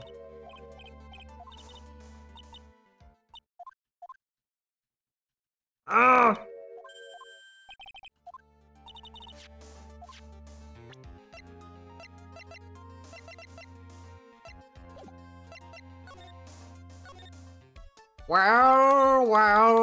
Well. Anyone here? I probably won't know Jack. Well, guess it's time to mess with the murderous psychopath. Bada bing.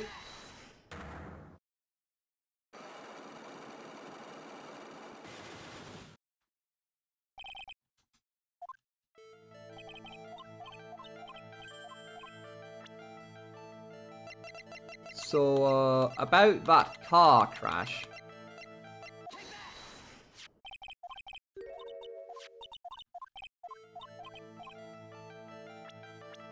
This is why, cause this fucker's your dad. I know exactly who you are, Viola Cadaverini. You sustained an injury in a traffic accident, didn't you? There we go. It happened about 4 months ago. I was driving in one of our family's cars when someone pulled out in front of me. Whoa! It was a motorbike or something like that. I don't remember it much. Anyway, I swerved to try to avoid it, but I took a blow to the head. A bad one. Yeah, I can imagine. So what happened to the person on the bike? I'm guessing they didn't get away with injuring V. Viola Cadaverini, right? I don't know what happened to them. They ran away, or so I heard. Ran away? If they'd stayed, I'd have. Huh, is it possible? Could the person who committed the hit or run have been? It was this man, wasn't it? He was the cause of your accident. It wasn't, Don Tigre. I refuse to believe it. We collided, the motorbike and my car. But Don Tigre isn't injured at all. Is he?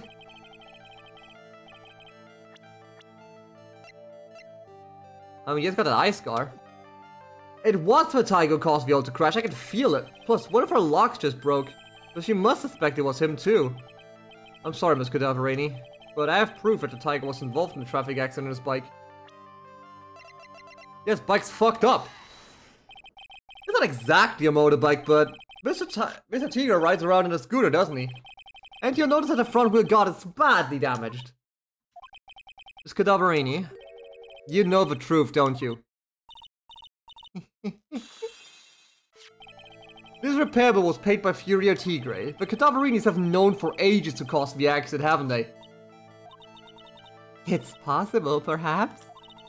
Somewhere inside me, I know that may be true. I knew it. But Don Tigre still saved my life. The operation was very complicated. It was very, very expensive. How much are we talking? Very, very, very expensive. She seems kind of hesitant about giving me an actual figure. I should back off. Well, anyway, it was the tiger who paid for it, right? After I recovered, Don Tigre told me. He said he paid for the operation because he cared about me. I believe him. Really? But do you honestly believe that to be true? Do you want to know what I think? I think the reason he paid for the operation wasn't because of you, but someone else. Because of your dad. Perhaps I shouldn't be saying this, but your grandfather, Bruto Cadaverini, controls a lot of dubious cash, right? And you are his beloved pride and joy. Sure, I don't know exactly how much the operation cost, but if you weren't the granddaughter of Mr. Cadaverini, you think Mr. Tigre would have paid that money? $1 million. Got him!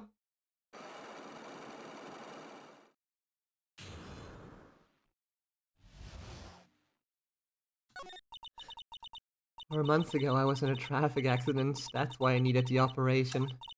When I woke up, they told me it was nothing serious. A simple procedure. Oh, really? Well, I guess if she recovered in 4 months, it couldn't have been too big. They said the operation cost $1 million. A million bucks? My grandfather ordered Don Tigre to pay $1 million in compensation. Compensation, huh? Thunderwood lingo for paying money to settle a score. Basically, paying into some serious trouble. But $1 million bucks? This has to be related to a poisoning case somehow. I wanted to believe him. I wanted to trust what Don Tigre said. He said it had nothing to do with my grandfather being Bruto Cadaverini. I wanted to believe he helped me because he cared about me. Not about my grandfather.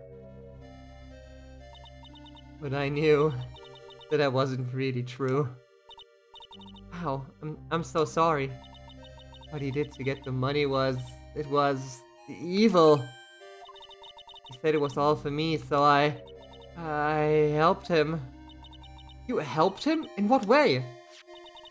Here, take these. What are these medical papers? I'm Bruto Cadaverini's granddaughter. He had to pay compensation. He was made an offer. He simply couldn't refuse.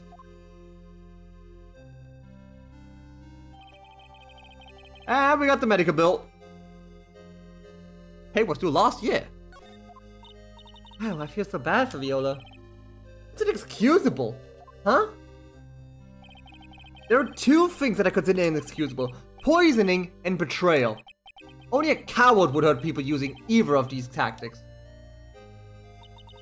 Is everything alright, Nick? We should get going. Right after we finish our espresso. Yeah. I will need to convince Viola of anything else, so I can get rid of this. Whoop. Hey, buddy.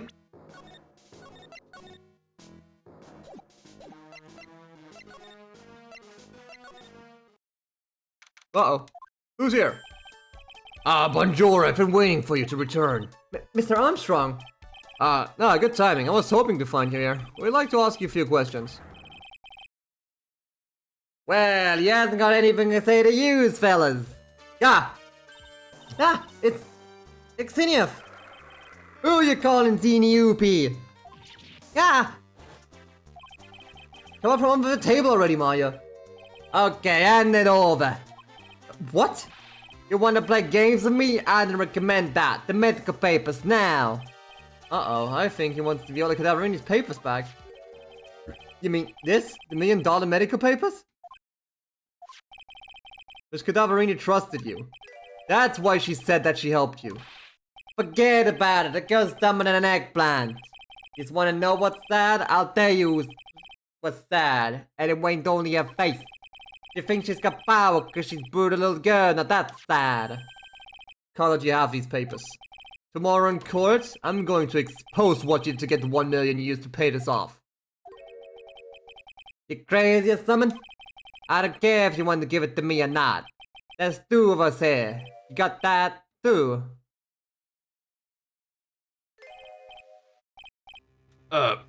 We. Mr. Armstrong, Forgive me. I can't argue with him.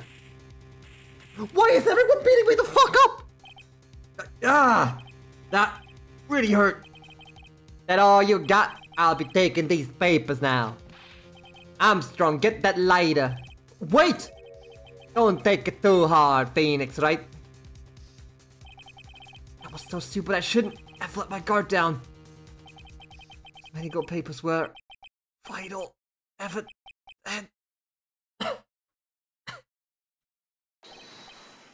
Hold it, pal! Gumshoe! Detective Gumshoe! The detective. You think you gotta stop me? Copper, beat it. Come on, Gumshoe, keep it together. You guys, get out of here. Leave this guy to me. But Go on, pal, and take this. You get hurt. Who's gonna look after Maggie, huh? Alright, thanks, Gumshoe. Wait, Nick, don't leave me behind. Well, then stop hiding under the table, get over here. I'll get even with that guy tomorrow in court. Ted Linder is going down. Oh boy.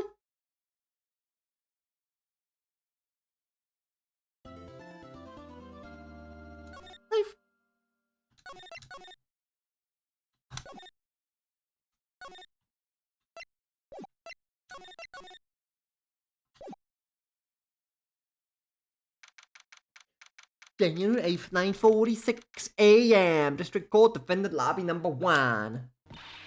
Good morning, Mr. Wright. Good morning, Maggie. So, what do you think is going to happen today, sir? Yesterday's session didn't go so well and ended on a giant mystery. It's true, and we still haven't solved a single part of it yet. Are you okay, Nick? Huh? Oh, yeah, of course. I saw that little flash of doubt in your eyes. No, that wasn't doubt. That was, determination. Why don't I believe you? It's nearly time, Maggie. You'd better get going to the defendant's seat. Roger. Don't let me down, Mr. Wright. I'm counting on you. Hey, pal! Hey, Detective Gumshoe. Quit stressing Maggie out. She doesn't need that. How do you know she was stressed? I was watching through the doorway. Oh. You look like you lost the case already. Show a bit of confidence, will you, pal? Here, maybe this will help. Huh? Have you taken up aromatherapy too? Not in a million years, pal. Don't tell me that you don't remember this thing. Come to think of it, that doesn't look like one of those aromatherapy bottles. This is the small bottle that turned up in Tribulations' kitchen a couple of days ago. Oh, right, the poison! Maybe. They're aromatherapy oils. Yeah, this funny one. It don't smell. We finally got the analysis results back from the lab. So, what is it? Is it the poison? I'm afraid not, pal. It's medication. So that still means that this bastard fiddled around in his things. Medication? Yeah, for years. Topical use only, apparently. For ears? You mean? Yeah, it's the medication Glenn Elk was using for his rub to the eardrum. What's Glenn Elk's ear medicine doing in the kitchen? Cause that bastard stole it! What about the unidentified fingerprints? Anything on that? Someone screwed up, so they only had time to analyze the content of the bottle. Another hour and they might have gotten something on the prints, but... That's going to weaken its impact as a piece of evidence. Okay, pal, this is it. Make sure your defense is impregnable to today. Got it? Today's trial, I'm gonna expose that guy for what he's done. Oh, my name isn't Phoenix Wright. Meds a poison injure you just the right way. I mean, kind of. Court is now in session for the trial of Maggie Bird. The defense is ready, Your Honor. Ready and waiting as always, Your Honor. Very good. Then we'll get underway at once.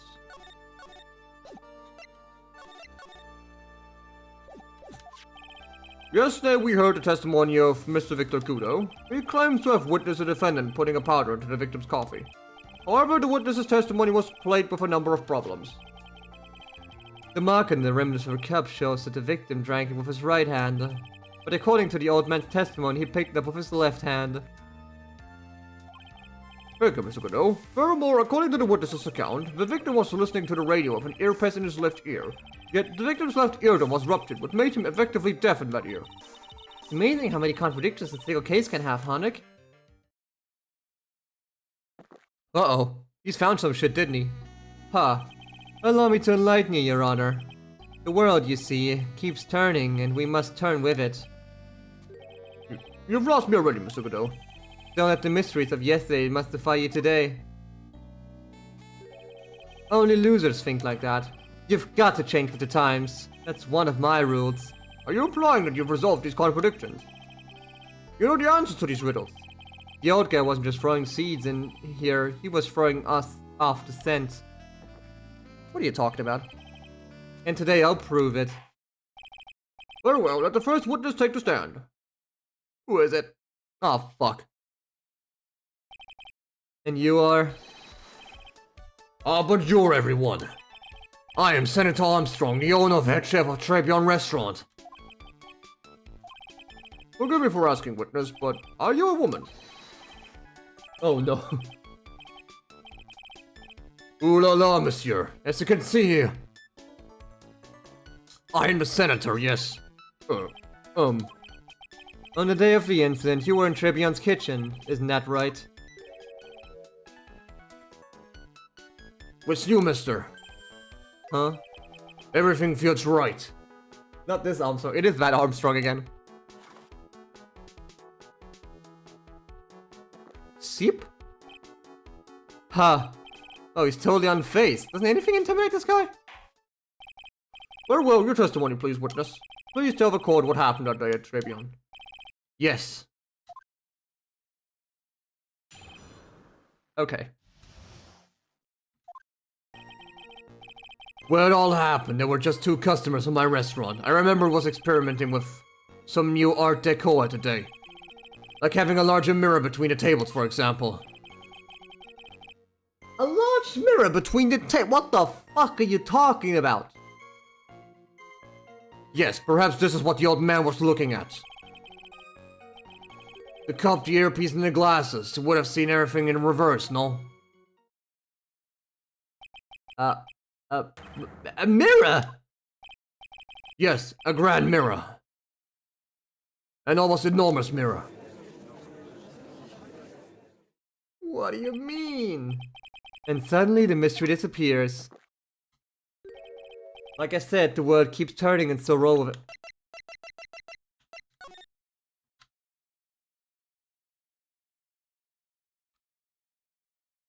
But if... Okay, I'm gonna pull up my mouse cursor for a second, right? But if he was... Like, he said he sat here, right? He said he sat here, right? If he looked upwards... If he genuinely looked upwards, like... He wouldn't need a fucking mirror to look up there, so like... Unless he was like looking like kind of like this way, like... Huh? Unless he was kind of like looking like this, but that'd be weird. I mean, it could be that he looks like looking this way, but no, hell if I know. Hell if I know.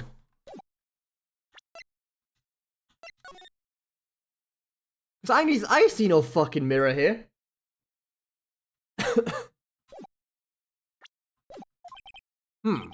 That would explain the coffee cup and the earpiece conundrum.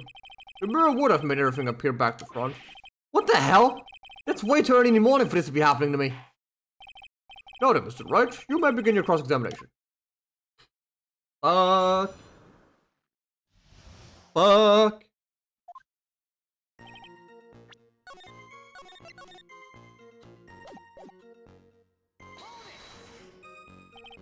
And who were the 2 customers exactly? Of course, the young man who died. And the other not-so-young man. You are referring to yesterday's witness, I presume. What about the other man Maggie says she saw at the table? Something tells me Mr. Armstrong isn't planning to disclose his existence. Yeah, because it would fuck him over. We need some hard evidence first before we can bring him up, don't we? I guess I'll just have to try a different approach for the time being. You were experimenting with Art Deco. How come I never heard about that before today? You're not familiar with the language of interior design, mister. Please stay on topic. Now, why didn't you tell the court about this before? But I did, just a few moments ago. Excuse me, Mr. Armstrong. This deco you mentioned, are you referring to some sort of decorature? No, Art Deco. This is style of design, Your Honor. Talking about interior design. Walls, ceilings, carpets, that kind of thing. Oh, yes, of course. That deco. I was trying to achieve a more effeminate look for my restaurant. I was planning on most bold remodeling of the decor. What, like building a Metal Gear? How big of a mirror are we talking about here? Oof. Something about 4 meters wide and about 2 meters high. Let's see, if 1 meter is about 1... Holy glass in the frame, that's huge! I was intending to install it in the ceiling eventually. The ceiling? Was there a mirror on the ceiling? I don't remember. But I decided not to go through with it in the end. What should I do? Yeah, push the mirror. If you really had such a large mirror in the restaurant, someone would have noticed it. But there's nothing about a mirror in Mr. Kudo or Maggie Bird's testimonies. But... You didn't ask, Wright. You have only yourself to blame for such sloppy work. What? A mirror was delivered to Tribune the day before the incident. Really? As Mr. Armstrong testified, he was carrying out some design changes. And as it turned out, he didn't actually use the mirror in the end. This just doesn't add up. Even if a mirror was delivered to Trebion, it doesn't prove that it was in the restaurant on the day of the crime.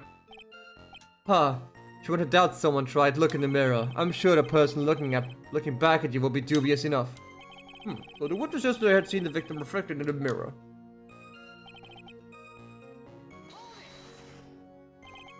Normally, I'd expect people to know the difference between a reflection and a real object. Normally, how does normality come into this? That's lame, trite, even for you. Huh? Are you trying to say that if something is normal, it isn't possible? Is that it? Where does that leave the pocky-headed lawyer and the top-notch chick over there? And the ungodly cool guy with the mask over here? Well, trite? Did you just call yourself ungodly cool, good sir? Yeah! Not the hair! I don't have a top knot! Mr. Godot is correct. A lack of normality is no basis for discounting an argument. Logic has won the day.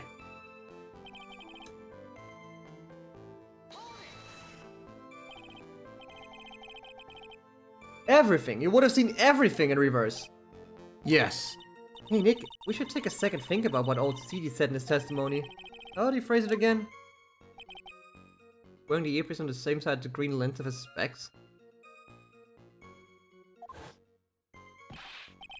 You could lock me up if I'm wrong, it was his left ear, no doubt. And he used the same hand to pick it up, his left hand. He saw everything he described reflected in the mirror, and everything he said on the left was actually on the right, huh? And that clears up all the problems with his testimony, I guess. Or does it? Huh. Kinda hard to believe everything's fault of a mirror, but... Do you think old CD saw everything through a reflection? If he did, it would explain all of the contradictions in his testimony. But that just makes the situation worse for Maggie. There's gotta be something of an old man's testimony. We've just gotta dig deeper.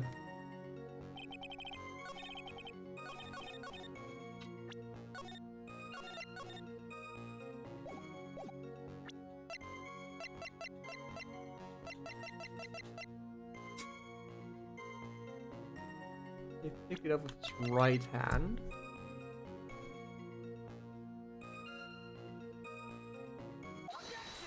Yeah, hang on. The coffee cup, the earpiece, and the HMD. Let's think back over Mr. Kudo's testimony for a second, shall we? Your mom was wearing the earpiece on the same side as the green lens of his specs. No question, you can lock me up if I'm wrong. It was his left ear without a doubt. So to summarize real quick, we were told both the HMD and the earpiece were on the victim's left side. Now if Mr. Kudo saw all that as a reflection in the mirror, it means both the HMD and the earpiece were actually on the victim's right side. Exactly, you see, mister, now that you think about it, it's not so hard, huh? Unfortunately, that's where we run into a momentous contradiction with the facts. If Mr. Kudo really did see everything in the mirror, why is it the HMD is now on the wrong side of his head? Order! Order! Mr. Wright is correct. If the witness genuinely observed the victim reflected in the mirror, then we would expect the victim's eyepiece to have been over his right eye.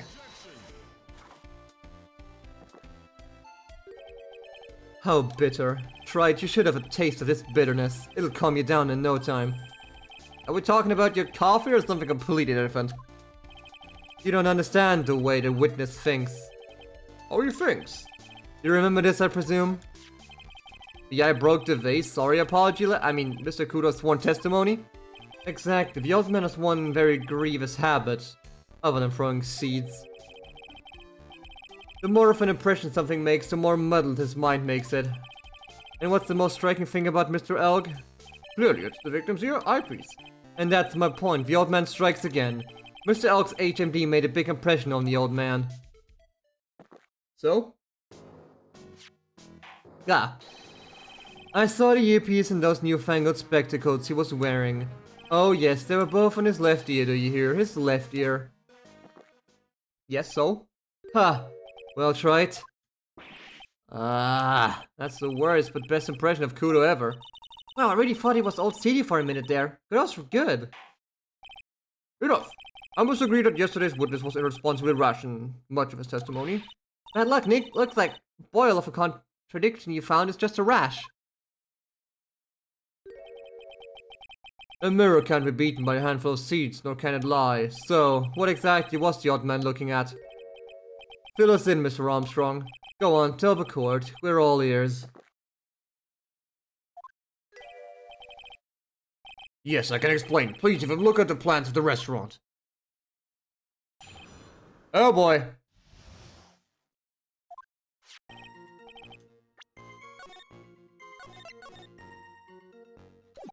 Now, is everyone sitting comfortably?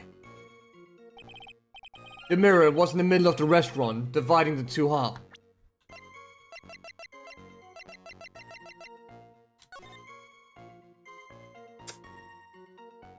Are you sure though?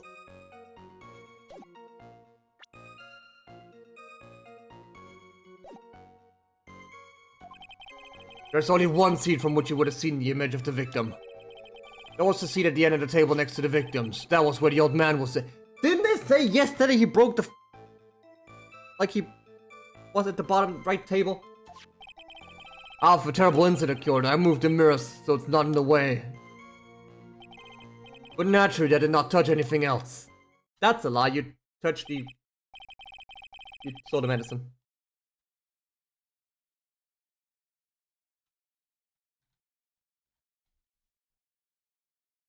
I see no problem with the explanation we just heard. From the table next to the victims, Mr. Crudo could have seen the victim in the mirror. What an odd little coquette I am, confusing all of them like this. Don't worry about it. We can keep up, except for the guy breaking out in a cold sweat over there again. Ah, I hate that guy. You said you didn't touch anything else apart from the mirror. Are you quite sure about that? Of course. No, you're not. Well then, Mr. Wright, your cross-examination, if you please.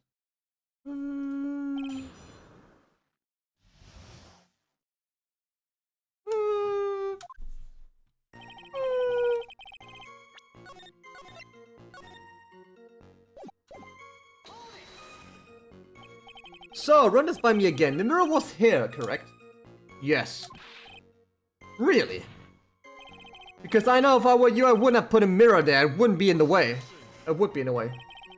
Look who's talking, Trite. Huh? You're obstructing my view, among other things. But, this is my seat in the courtroom. Tribion's charm is that it gives you the impression that you're the only customer. Temporarily placing a mirror in that spot would hardly be in the way. Unlike you, Trite. I tell you, mister, the mirror wasn't there in the middle of the restaurant.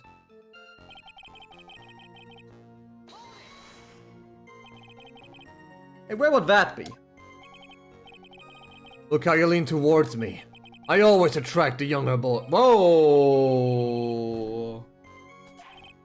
Mr. Armstrong, tell the court what you know at once. Yeah. I'm already seeing a very hot someone, so I'm afraid he'll be waiting for a long time.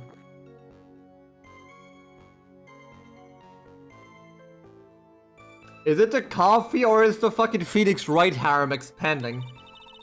I bet she has mocha cream skin and a cappuccino perfume. There was only one scene from which you could have seen it.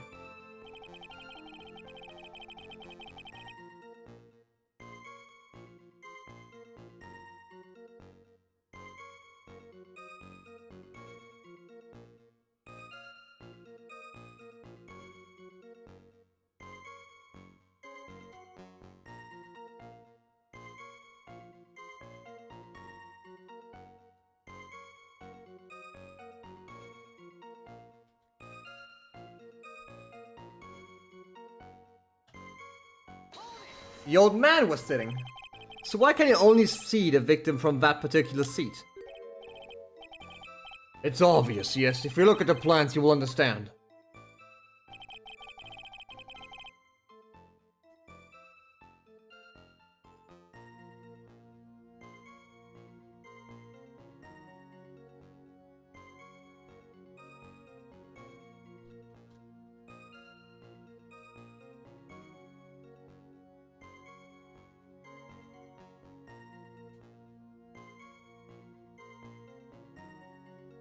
The victim would have been reflected in a mirror like this. If you were sitting at a table next to him, you would see everything, yes? So that's the seat LCD was sitting in on the day. When the poisoning happened, the old man was sitting at the table next to the victim? Why does that seem kinda odd?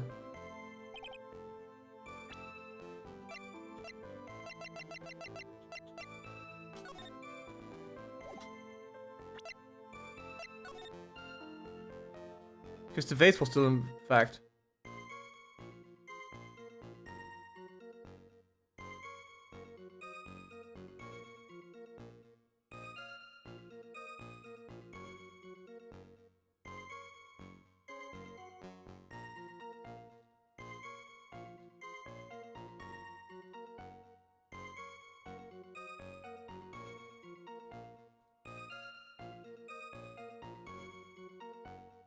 I don't know. I don't know.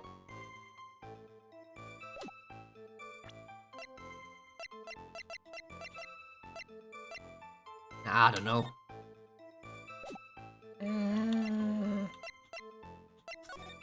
You broke the vase at your seat. But the vase is still intact. The vase is still completely intact.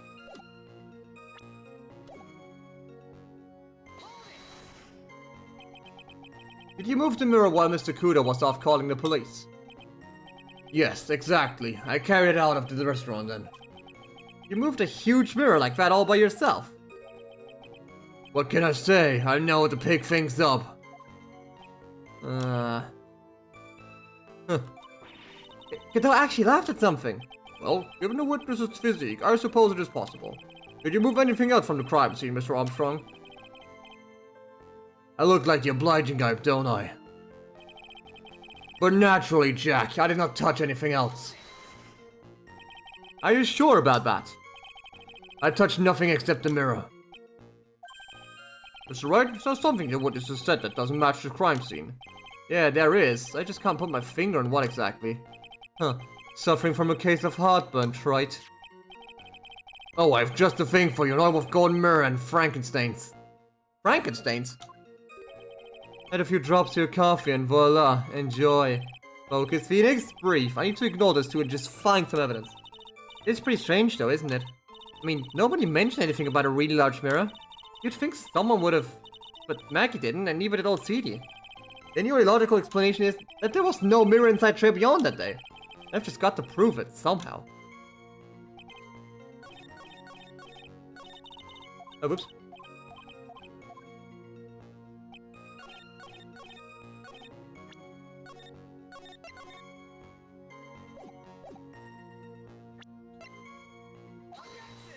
Okay, cool. We can't prove that he fucking stole the ball yet.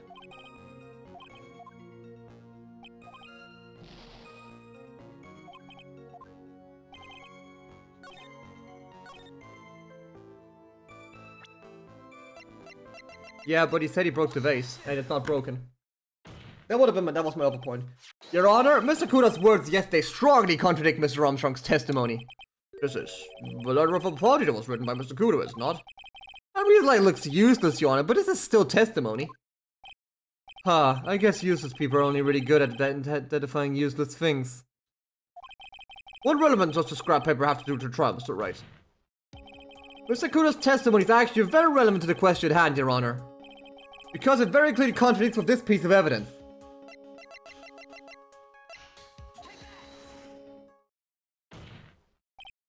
Well, Your Honor?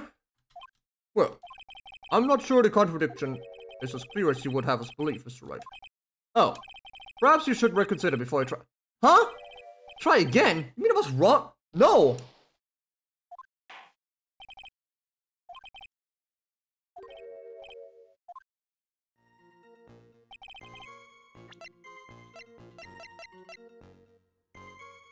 What?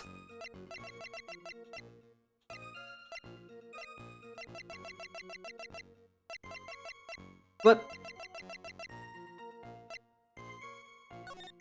Oh!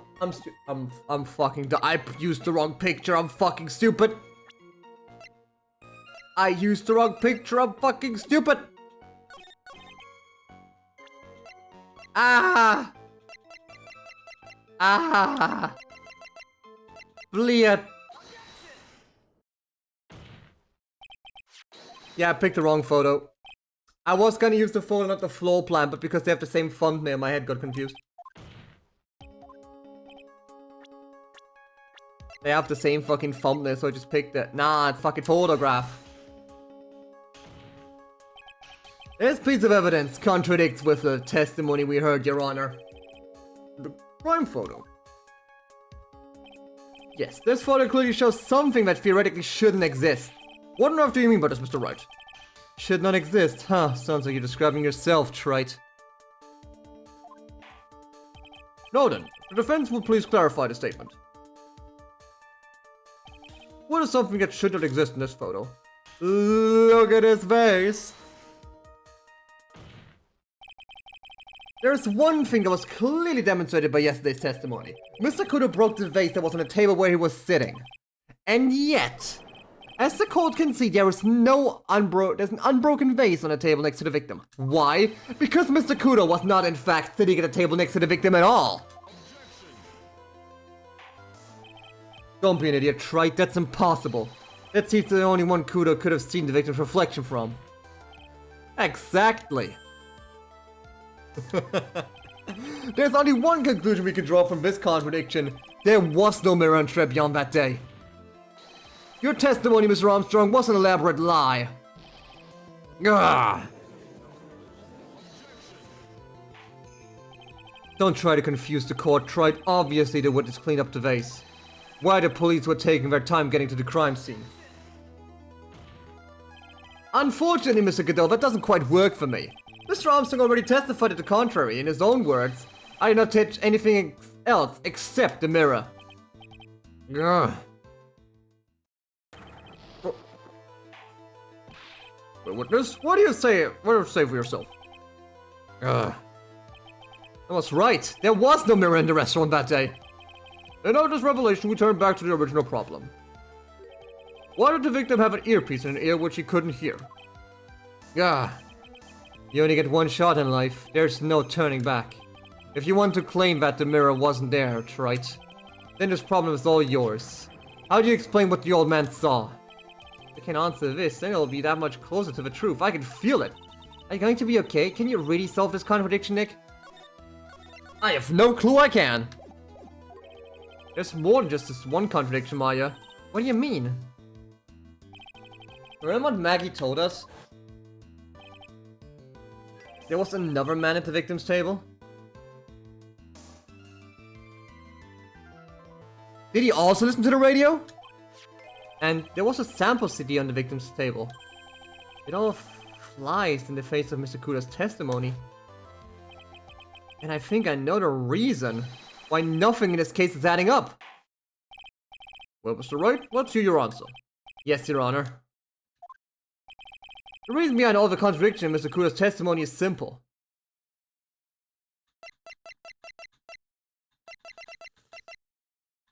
I think it was a phony? Nah.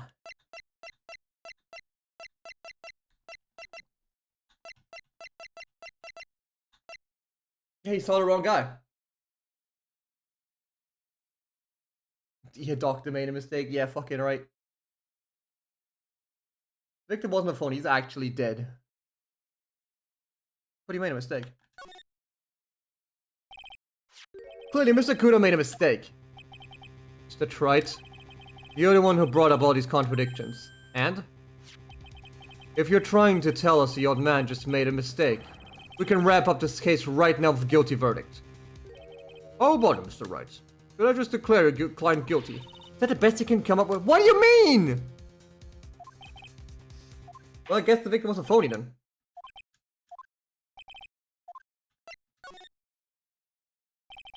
This case is riddled with contradictions. Yet, there is one very simple answer that clears them all up. I understand. The incident Mr. Kudo witnessed and the incident the victim experienced were two completely different events. What? Yes, the victim that Mr. Kudo saw wasn't Mr. Glenn Elk at all. It was an imposter, a phony pretending to be Mr. Elk. Obviously, unlike the victim, there was nothing wrong with the imposter's left eardrum. That's how he ended up wearing the earpiece in his left ear by mistake.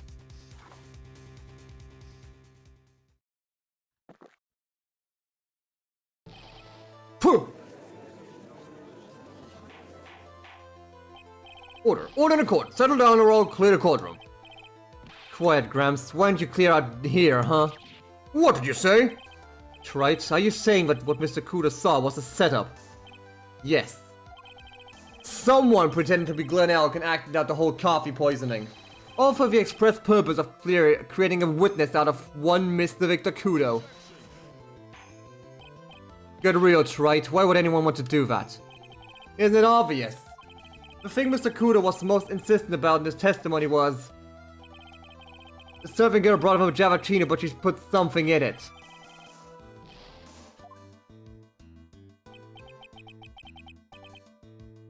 I know it's hard to believe, but... There was one, and only one reason to show Mr. Kudo this fake poisoning. To show Maggie Byrne the act of poisoning the coffee. Are you insinuating that the witness in the old man's story was fake as well? It's true that there were no other customers in the restaurant at the time, but... It's also true that the chef was there. He would have noticed that it was happening. That's right. Well, witness, if your restaurant really was the scene of such theatrics, you would have known about it, correct? It's the most difficult for me. No, it's quite simple. All you have to do is testify. You are under oath, after all. Was there, in fact, a phony at Tribulations that day? The defense demands that Mr. Armstrong tell the whole truth about what happened. The defense's request for additional testimony is accepted. You will accurately explain in detail the events in the restaurant that day. Oh. Yes.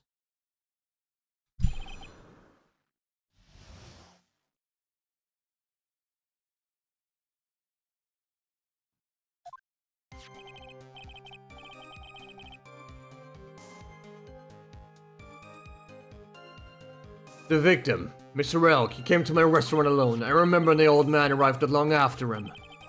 There were no other customers.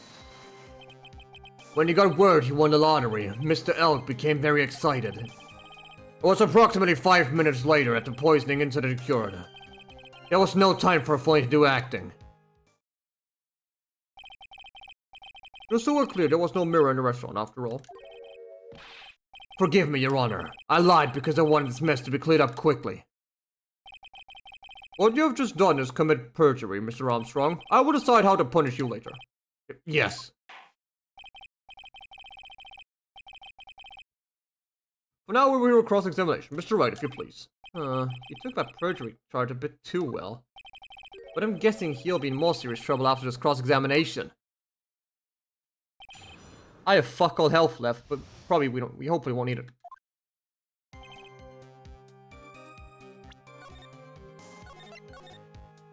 Did he though? Was he alone at this table as well? Yes, I saw him from the kitchen. Yet the defendant, Miss Byrne, remembers it differently. She swears there was another man at the victim's table. Huh. Unfortunately for you, Trite. Yesterday's witness also testified that the victim was alone. Yeah. You know, seeing you squirm like that reminds me of a certain coffee's bittersweet bites. What kind of coffee has he been drinking? That coffee, it's love. It's love that's bittersweet. Hearing Maya say that makes us seem wise all of a sudden. My old man, you mean Victor Kudo, correct? Yes, he comes often for my special coffee. I drank the coffee once, Mr. Armstrong. It's special, I'll give you that. It's worth a sip just for the experience. You make me so happy, mister. You're most welcome anytime. I said it was worth one sip and nothing more. So Mr. Kudo arrived at the restaurant around the same time as his victim. Maybe I should ask about his arrival in more detail. What time was it? Out of curiosity, about what time was it when Mr. Kudo arrived? Oh, I cannot remember, mister. I believe we were told by a witness yesterday. Crime was spotted by 2:25. The scary old man. That doesn't show when he arrived, though. Does that perhaps jog your memory, witness? The incident happened about 20 minutes after he arrived. So the victim must have arrived between 2 p.m. and 2:10 p.m., yes? Just after 2, huh? Yeah. Unfortunately, that's half an hour after the radio show. So you're telling bullshit. Oh, well, I can't sit here all the time and do nothing now, can I? Time of day will be added to the witness's testimony. Everything I do for you. That's French, isn't it? Merci bien. I'm glad at least one person is in a good mood. He's even humming a song to himself.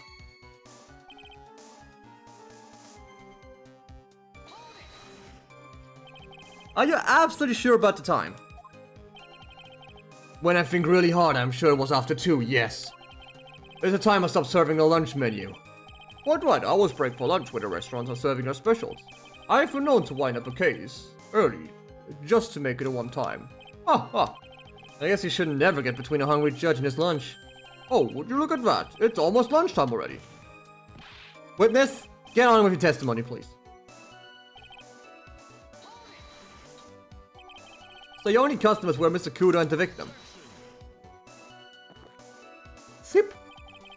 How many times do you need to ask the same thing, Wright? You'd never catch me drinking the same blend twice. Huh? You're trying to establish the presence of a phony victim in the restaurant, but if you're wasting your time, you can't grind birdseed to make coffee if you catch my drift. Whoop! But there's a hole in this testimony somewhere, I'm sure of it.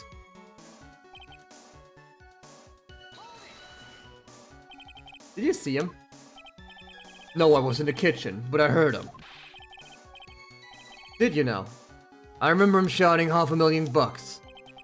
Presumably the defendant heard that too, then, correct? Maggie. She looked like a poor little frightened dove. What about Mr. Kudo?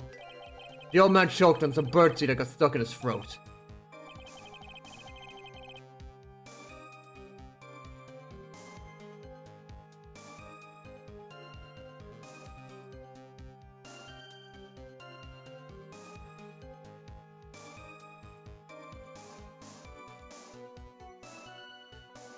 Since we have yet another incident on our hands. And what were you doing at that point? Without any customers, you must have had time to kill. I'm a multi-talented woman, mister. Sorry? What do you mean?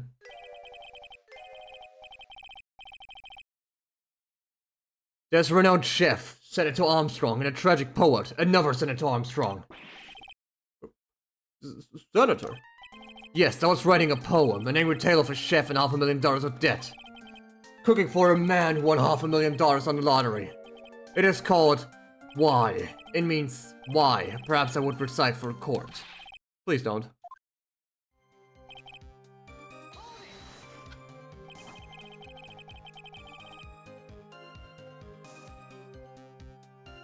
You mean you contacted the police as soon as the incident occurred? I asked the old man to call from a payphone. By your own argument, right? The purpose of this phony victim's performance was so the old man would see it. In other words, once the incident occurred, this opportunity would completely disappear. Indeed. It seems a shadow of doubt has been lifted, perhaps. Yes, Mr. Armstrong is connected to this case, huh? Absolutely. Someone was impersonating Mr. Elk, and I refuse to believe he was oblivious. He was there the whole time, after all. But if you're right, wouldn't Maggie have noticed too? She fell unconscious when the incident occurred, remember? Ah, you mean that's when the phony stages act? We'll know for sure once I find a hole in this testimony.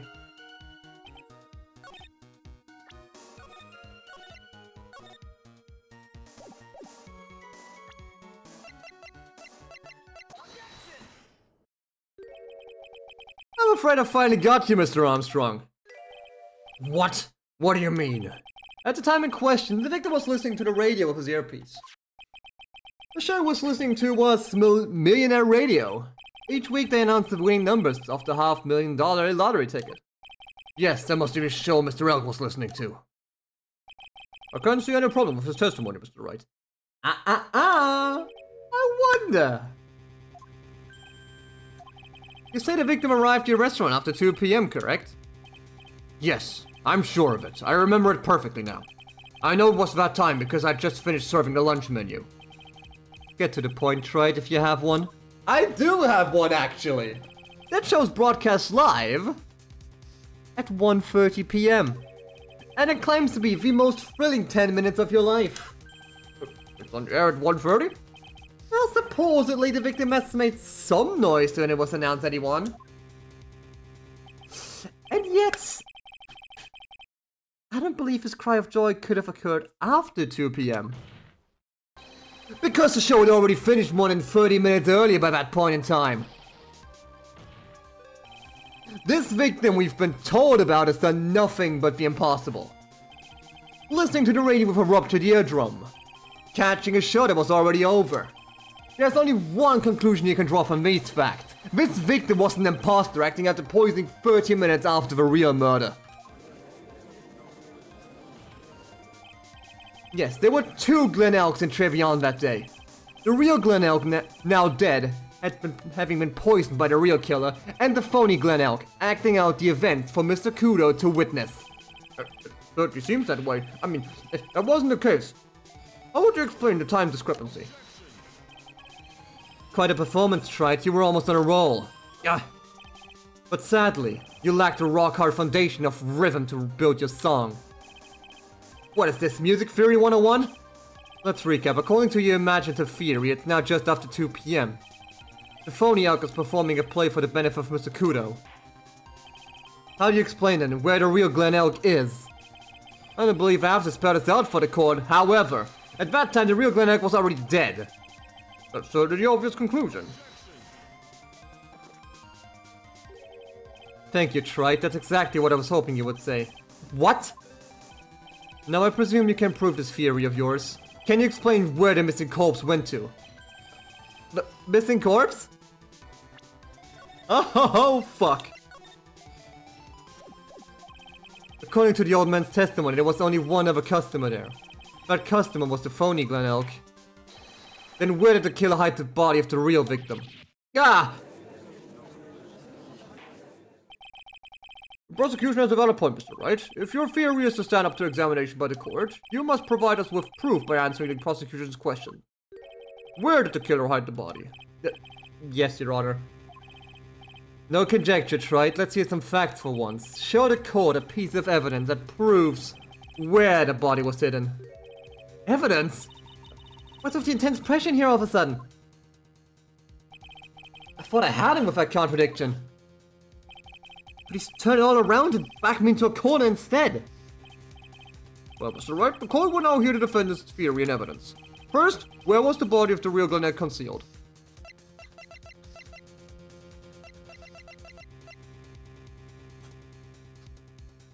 Would have to be inside. Would have to be inside.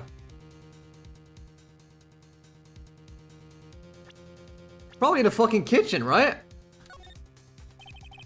It would have been too dangerous to take the body outside. Obviously, the body must have been hidden somewhere inside Tribulations. Interesting. But where would a body have been hidden inside a restaurant? Perhaps you would care to show the court on these plans, Mr. Wright? Yes, Your Honor. You just hide the fucking thing in the kitchen! The body was hidden here. I see. Nice supposition, but the real question is, can you back it up? Where's the evidence that proves the body was hidden in that location? Yes.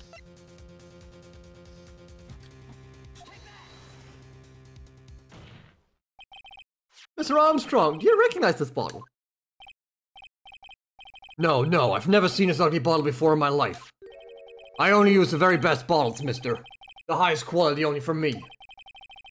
Where was the bottle found, Mr. Wright? Interestingly enough, Your Honor, it was found in the kitchen of Tribulations. What? But I only ever use these bottles for my aromatherapy oils. But this bottle doesn't contain aromatherapy oil, Mr. Armstrong. Nuh-uh, it contains medication. What kind of medication? I'm sure everyone remembers, don't they? That Mr. Elk visited an otolaryngological clinic and was given medication that day. You can't be serious. The defense had the contents of the bottle analyzed, and I have the lab results here. The content of the bottle matched the description that was given to Mr. Elk. Glen Elk's murderer hid the body in the restaurant kitchen, at which time this bottle fell out of the victim's pocket. Mr. Armstrong, When the incident occurred, didn't you say you were in the kitchen? Ah. Yes, you know what I'm about to say. It was you with the victim's body. You did a fine job pretending to defend my client, Maggie Bird. However, you were setting her up to take the fall behind the poor girl's back. Bro! Order! Order! This is an extraordinary development. Witness, did you murder Mr. Glenelg? Never, I could not do such a horrible thing. Uh-oh. Uh-oh. Mr. Godot. The bitterness. Every time I get lied to, I always down a mug of coffee. That's one of my rules. Do you have the slightest idea how many cups you've had by now? Then I like to do the same to the person who lied to me. I like to take them down with my empty cup.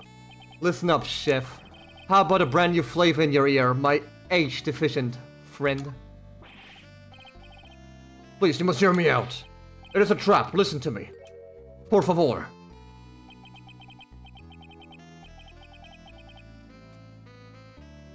You habla español, Mr. Armstrong, and por favor is Spanish. I'm only going to ask you once. Did you do it? No, no! Absolutely not!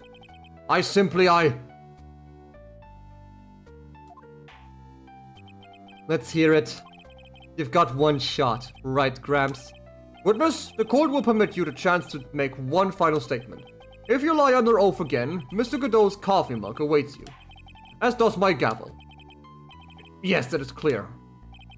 What do they always say in the movies? I've got a bad feeling about this. Very well, begin your final testimony, Mr. Armstrong. Fuck. Fuck. The confession. Write that down. It is true, I hid the body in the kitchen. The man forced me to do it. I had no choice. I had to go along with him because there was a reason why I could not refuse. But I did not kill him. I swear it. You must believe me. Okay, Armstrong. You were forced? By who? I cannot say, or it will be erased. Let's try a different question then. When Mr. Elk died, was he really the only person at his table? There was... There was another man. I knew it! Maggie was telling the truth! You may cross-examine the witness now, Mr. Wright. It's just one more thing I need to do. I gotta break this guy and get to tell him the name of the real killer. Ding ding!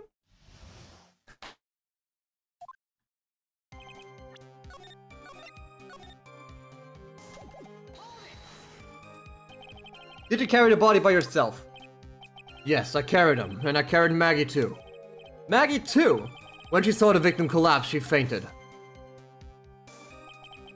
I could not leave her there. But why did you hide the bodies?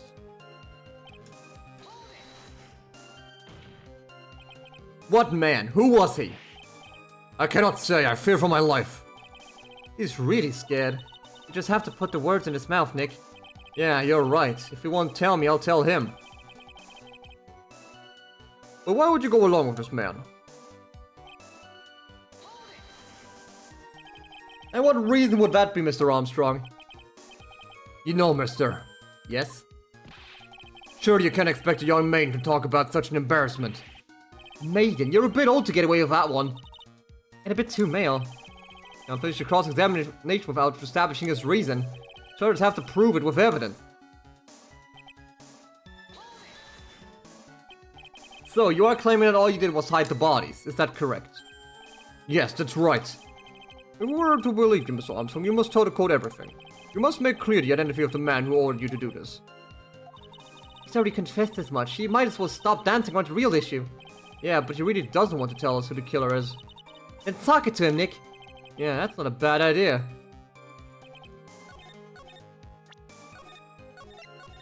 Yeah, there's also a reason you cannot refuse, because you are in hardcore debt, my dude.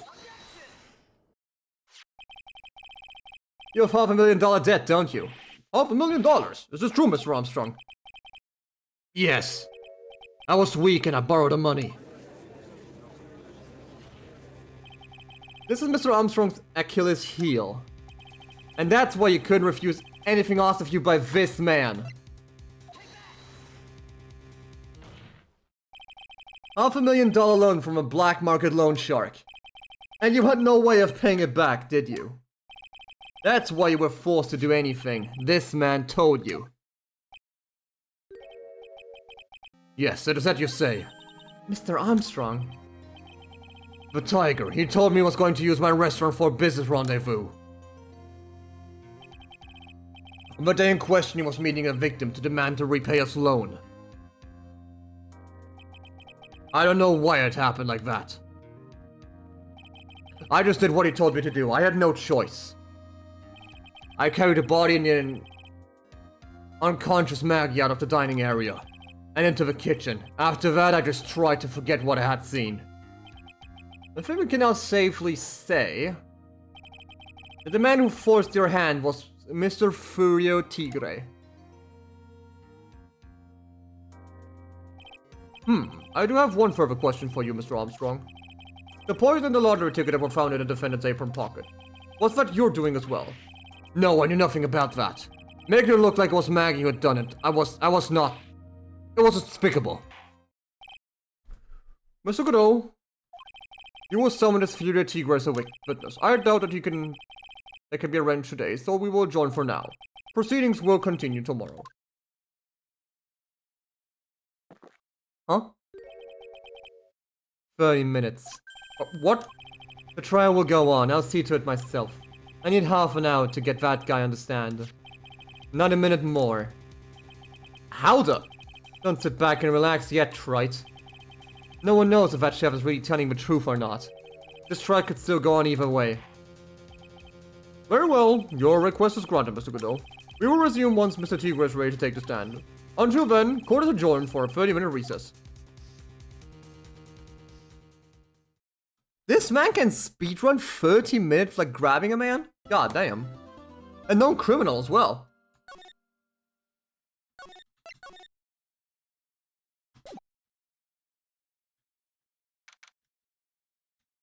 1:21 p.m. So we're finally going to see the tiger on the stand. We've almost got this case won now, Nick. Wish I could agree. Huh?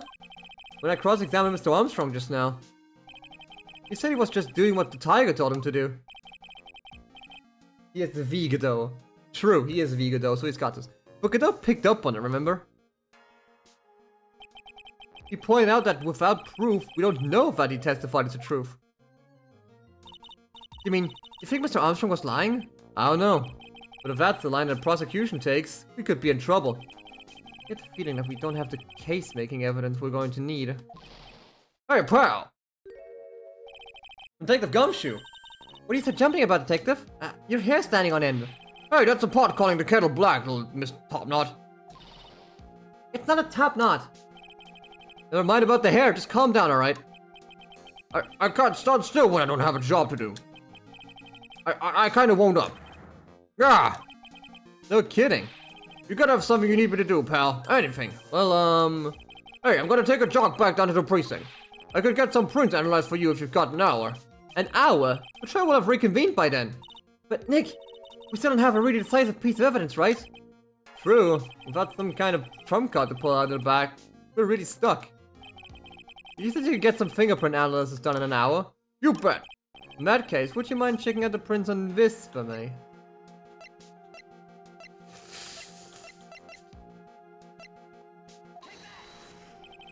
If you're going back to the station anyway, could you find out whose prints are on this? Oh, hey, that's the small bottle I gave back to you this morning, right? Yeah, I think it's time we solve the last mystery of who the prints on it belong to. Sure thing, pal. Actually, that's been gnawing at me too. Okay, I'll get this off to the lab right away. Just make sure you don't lose the case before I get back.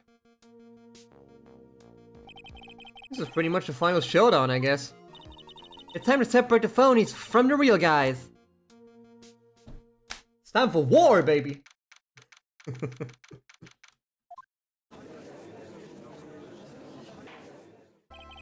Cool when I reconvene. Mr. Godot, did you find this Furio Tigre? I even tamed him for you. It was a free cup job, no problem. What the fuck? Did he beat him up or something? Tamed him? The guy's name may be Fury Tigre, but come on. He's pretty lively. Be careful, he still bites. Very well, please show Mr. Tigre to the stand.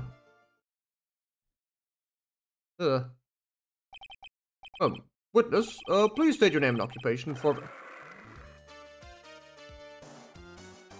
He's an actual kitty cat. Yeah! Don't hide under the table, Maya. There's room for me down there, too. Would you mind... What's this say to me? Nothing. I didn't say nothing. Honest. You could have guessed that fear would induce a bad Brooklyn accent in the judge. I got business to take care of, you hear me? So who the hell caught me into this hole? Was it you, Spiky? Ah, no, of course not. It was, but... Judge... Your Honor? Oh dear, I seem to have dropped my pen. Where on earth is it? Judge? Judge? Judge's gone. Trial's over. We win. Don't mind me, just carry on with the proceedings as normal. That's it. We're doomed. Maybe you didn't hear me. I said, who the hell was it that caught me in here? There's no need to shout. We can all hear you. What do you say? There's no point struggling. You're caught in the snare. The relentless snare of the law. And I'm the one that holds you in. Yeah. Too cool. Tell them to get it better of you, Nick. Where's the bailiff if you need them, actually? Let's start with the basics. You know about the incident in question, correct? Incident? Oh no, nothing about no thinking incident, masked boy. You mean you didn't attend the previous trial of Maggie Bird? Maggie who? Got more important things to do than watch God Radamus. Oh, of course. Well, perhaps you could give us your testimony then. Please tell us about what you did on the day of the murder. Huh. Phoenix Wright. You's the one who set this up, didn't ye?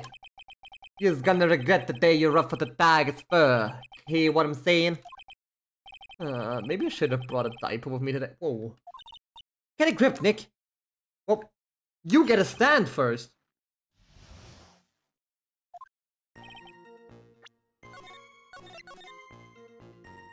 I know nothing but the murder. I was tied up with business in December last year, spent all my time in the office. Got wares lined up to borrow cash from the tender lender every single day. You just want to check my alibi? Just ask by a letter. Oh, I lost found my pen. Very well then, Mr. Wright. Your cross-examination, please. Calm the fuck down, Jesus Christ. Oh, what is it? Please, witness, if you would refrain from shouting out like that. I know the kind of games the guy in the blue plays. That lowlife ain't no lie, he just punches away at stupid details till he wins. Lowlife? Me? Listen up, smarty, every time you ask me something that doesn't relate to the case, I'm gonna bill you $50,000 and you're just gonna borrow the cash from me. That's one loan contract I refuse to sign. And that thing ain't gonna hurt when you tangle with the tiger.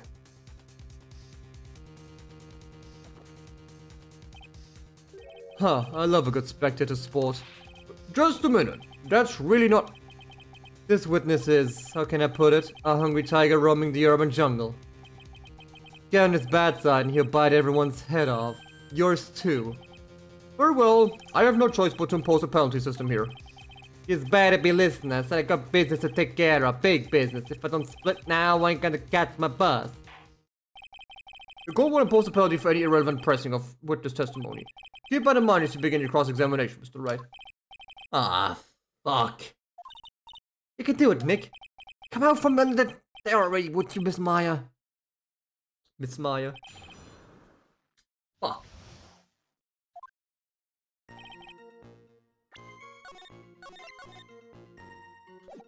Irrelevant. Uh-huh. Just think, all you have to do is press him on something and irrelevant and bam, $50,000. Getting real, Maya. How about you pay back the money then? Your allowance should be covered. Hey, I'm no idiot, you know. Well, I'm certainly not the one who thought the 50,000 was free money. Well, why does he impose me not to witness? Because the judge is a fucking idiot. And we need to make this, need to add difficulty to the game, like with the, like with the fucking Von Karma thing. I need to work this guy without pressing his testimony too hard. But his testimony is pretty solid as it is. I admit nothing jumps out at me as a contradiction. But I've got to find an opening somewhere. I need to make one.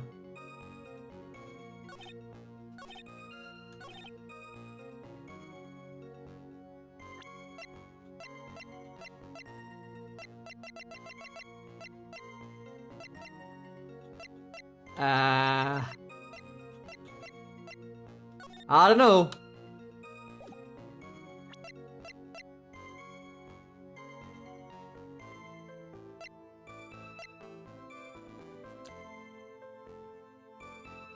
So if he ever mentions he wasn't in a restaurant, I have this one on him.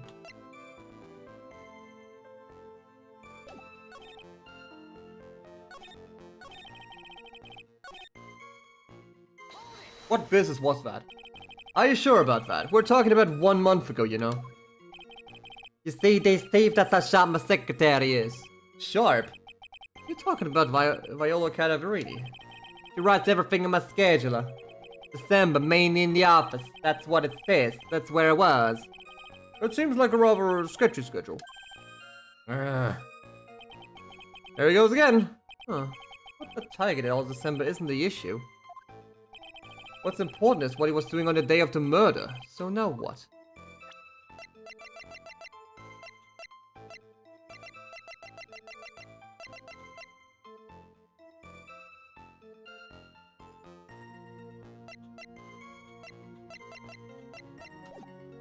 Press it.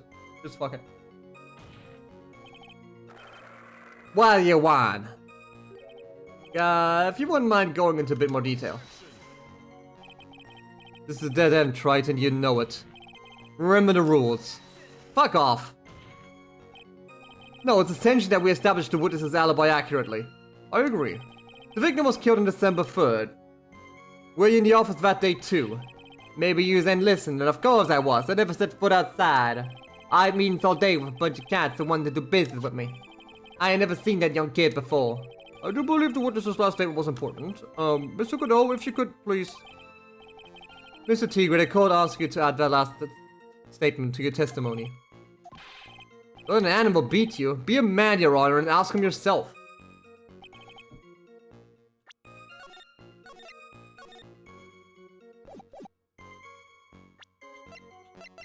Is that so? Mr. Tigre, you claim you didn't know Mr. Glenelg. But it appears that Mr. Glenelg knew you.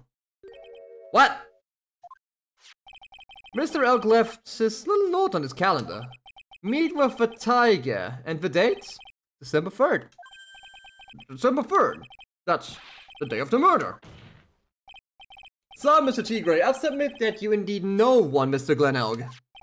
Because on the very day of the incident, you met with him.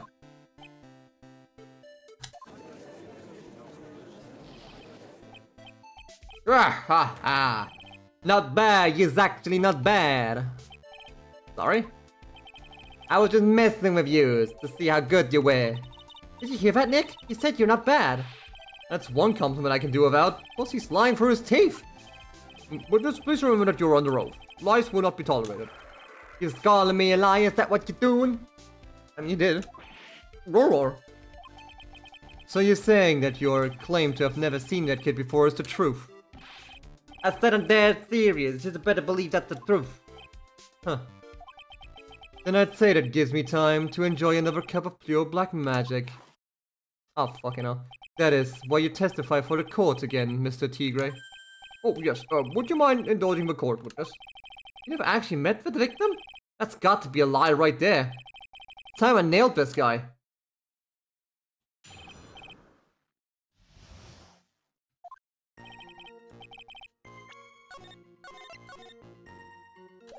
I ain't no liar, I never met Glenelg. There was some lame guy with that name though. Wanted to borrow cash from me.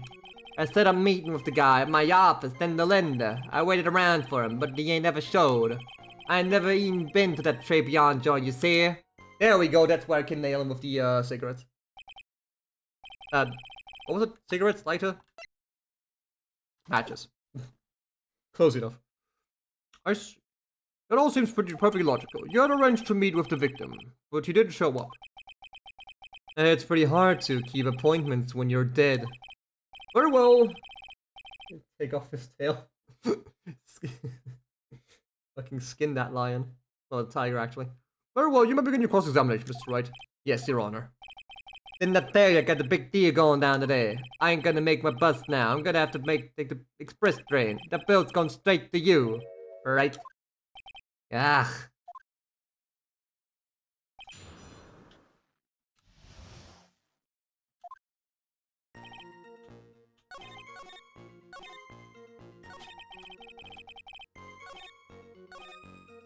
Can I just instantly slam him? I can't just instantly slam him. Mr. Tigre, is there something you'd like to tell the court about these matches? Matches? What's you talking about? We found him in your office at Tender Lender. They're from that restaurant. That.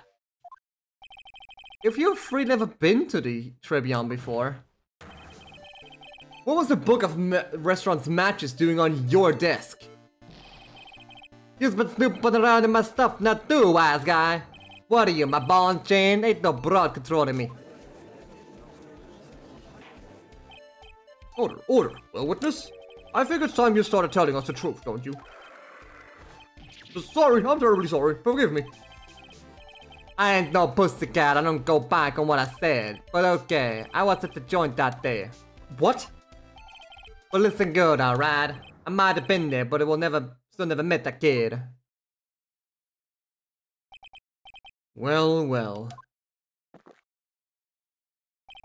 Looks like an order just came in for another testimony. I'm this close to proving it was him. He hit me Glen Elk that day. And he did put poison in his coffee. He must have.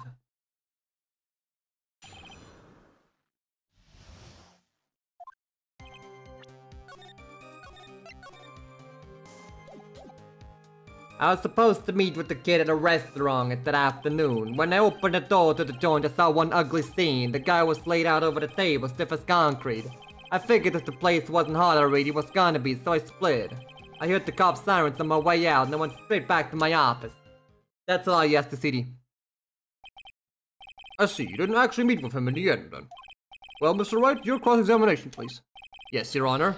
Hold it, if I wait around here any long, I ain't even gonna make the normal express. No more stupid questions. Huh. No problem. Anytime Wright presses you on something irrelevant, I'll see he pays a penalty. But Mr. Godot, that's my job. Your job is to slam a little hammer of yours and call a guilty verdict, so do it. Yes, sir. I hate that judge. The special express ain't cheap, right? Just so you know what you're paying. Oh man, doesn't the rule of law mean anything around here? Nope, not at all.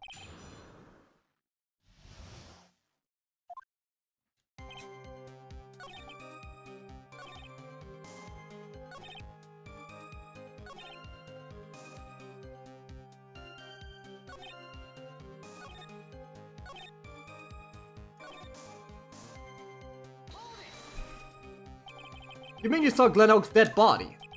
I guess I did, but I only saw him from behind. He was wearing some raggy bit of cloth called a hat. What time was this? I don't know. Huh? You know what winds me up more than anything else in the world? Watches, round watches.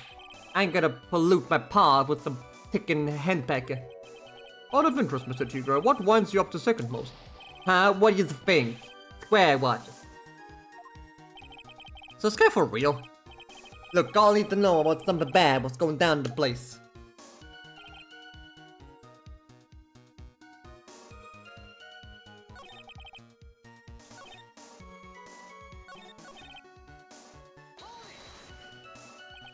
So you didn't actually set foot inside a restaurant then?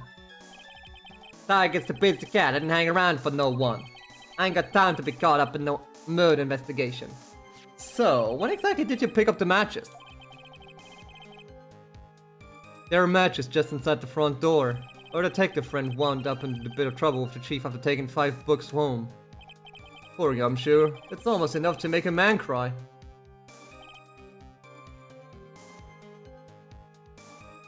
Are you sure you went straight to the office? You went straight back? Did a bout of guilt suddenly hit you for what you did? What are you trying to say? You're trying to tell me you've never been guilty of nothing? We all have our crosses to bear. We all have to swallow dark secrets we hide. Courtroom's not exactly the place to talk about dark secrets, is it? It seems you've done it again, Mr. Wright. Another relevant line of questioning. Fuck you!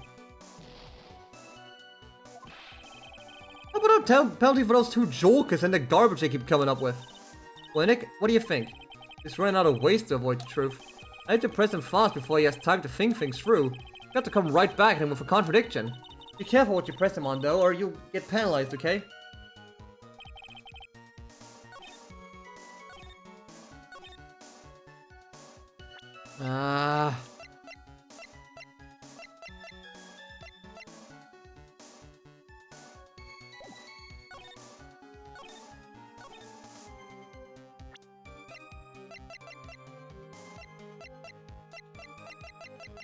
I kinda only have the disc to go off of.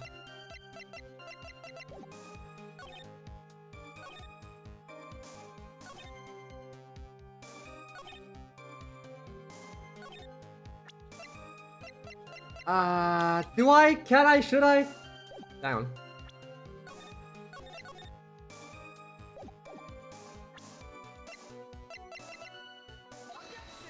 Fuck!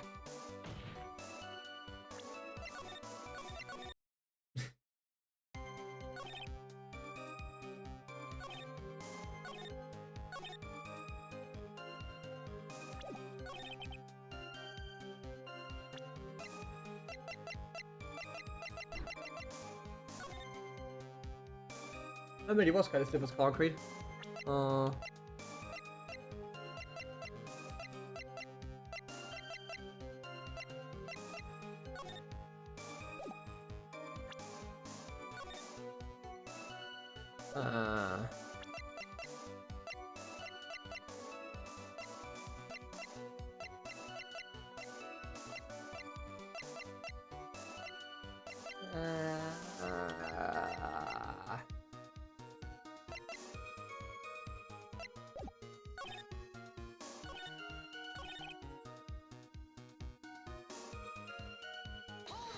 Can you tell me what the scene looked like? An ugly scene? What do you mean? The witness has already told us, right? Which makes that question irrelevant. Fuck off.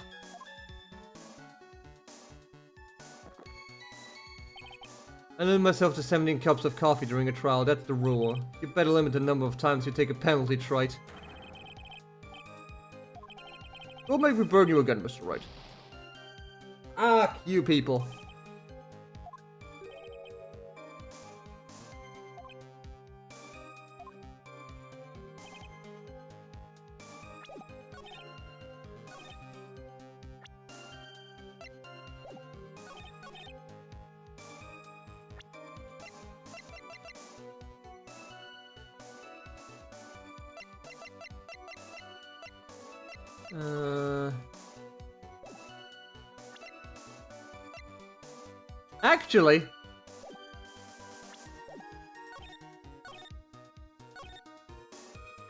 Actually, you couldn't have seen that. Literally couldn't have seen that. You're something of a loan collecting pro, aren't you, Mr. Tigre?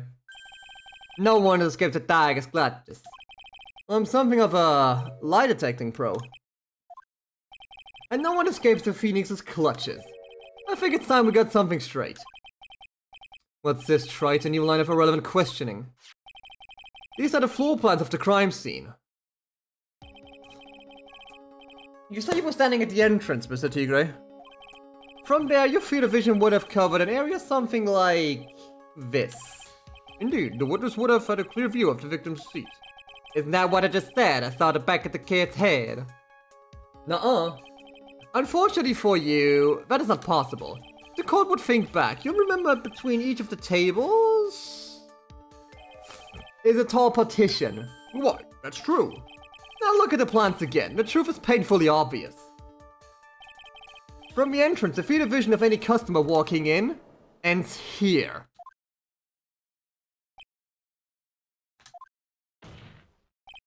So, from the entrance of Tribulations, you couldn't have seen the victim's seat.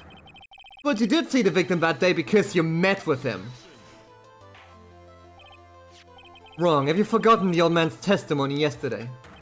The victim was alone at his table. But the defense just proved that point to be moot. The victim witnessed by Mr. Kudo was not Glen Elk, but a fake. What? In order to have Mr. Kudo falsely testify, the real killer posed as the victim he had just killed and acted out a charade. That will do. This trial has gone on long enough without the obvious question being answered. Who exactly was this real killer who impersonated the victim? You say the killer murdered Glen Elk, and then impersonated his victim in a performance for Victor Kudo. In that case, Mr. Wright, reveal the identity of this criminal to the court. I'm sorry to tell you. Obviously. The real killer's Fury or Tigre. No one else could have done it. What? Well, witness. Ah, now that's good. You think you can pin this on the tiger? Maybe you don't understand. The tiger is king of the jungle. So there's this ain't got the gang. Come on, you got the guts? You can't threaten me, Mr. Tigre. It's a defense. Go ahead and tell the witness, Mr. Wright. But Mr. Wright! Sounds like to me must be you, old man. You've got guts, I give you that. But Mr. Wright, do not leave to handle this alone. Huh. Perhaps I can end this embarrassment. Mr. Kudo? Let's just go back over Mr. Kudo's testimony one more time. Kyoma didn't see the victim. Oh no. But you put something in it, the cappuccino. There's a question about it. She very conspicuously put some white powder in there. Was the victim he saw the real victim or not? That doesn't matter. The fact remains he saw the accused put the poison into the coffee. Yes, it was the waitress who poisoned the coffee. Very impressive, Mr. Godot, waiting for my absence to launch your attack. Huh. Found your pen at last, Trite. It was in my pocket. But anyway, Mr. Kudo witnessed two people that day. He saw the victim, the supposed Mr. Glen Elk, and the waitress from behind. Yes, your point, Mr. Wright? I think the conclusion is obvious. If this Glen Elk was really the killer in disguise, then surely it's possible the waitress was also part of the show. What? You mean the waitress was an imposter as well? The defendant, Miss Bird, fell unconscious immediately after the incident. And someone used her fainting to hatch an elaborate plan to pin the murder on her. Who on earth was it? Who was this waitress that Mr. Kudo witnessed?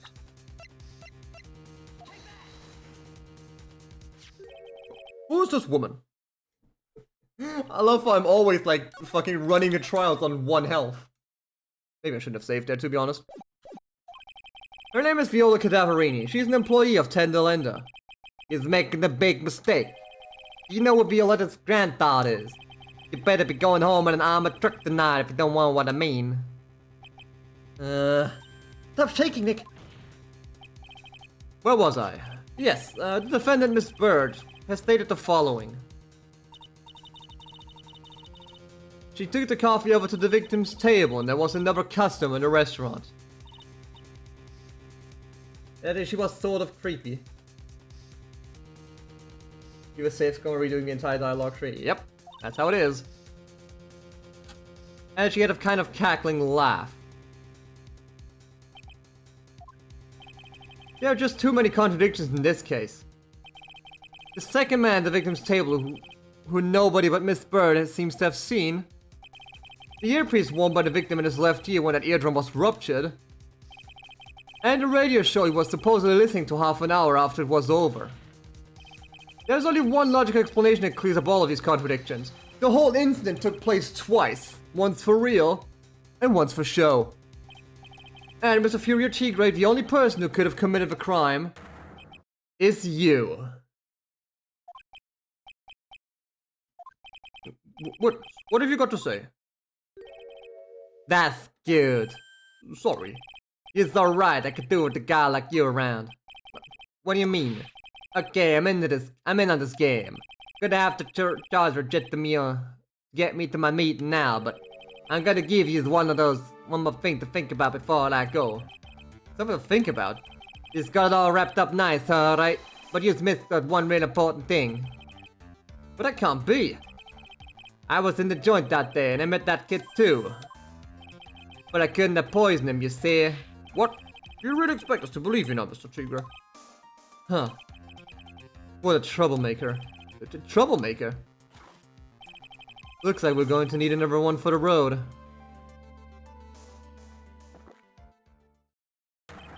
One more steaming cup of hot testimony.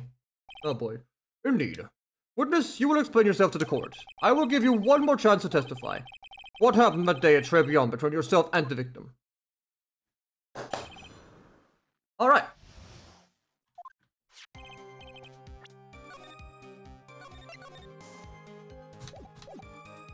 Yay, I loaned Elk about cash, about $100,000.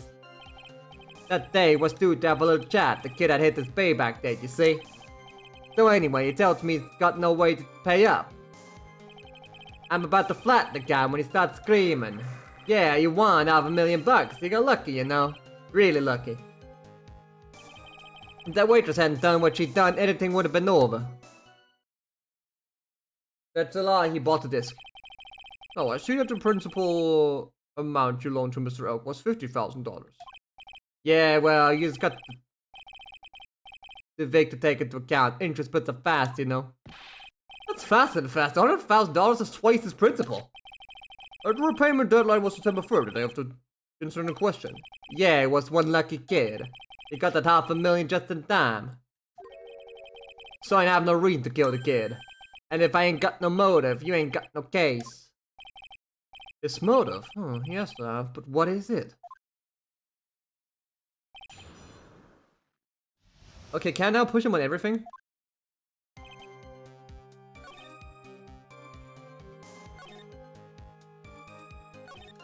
Let's find out. Did he have any way of paying the loan back? The fool was a gambler. He said that didn't give it back, but he couldn't give it up until he landed a big win. So I agreed to help him. Help him? You? I kept hitting him with ideas for ways he could get a big win, but the guy kept losing. So you were helping him for his sake, or yours? When for compromise, you help me, I help you. What's the difference, huh?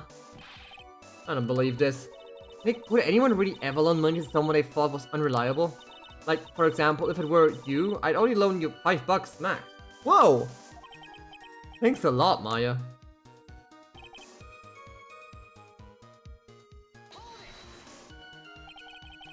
So how much were you expecting him to pay you back that day?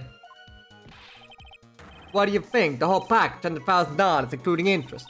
That's a real heavyweight punch. Once the client misses a repayment, you call it all loaning. You wanna make it in the world, you got. That's all you gotta know. And how many times had Mr. Elk been late to his repayments? Once. And how much was he supposed to pay back every month? $50. Sounds like Mr. Elk was in a real sticky spot. Yeah, at $50 a month, he'd never pay that huge loan off.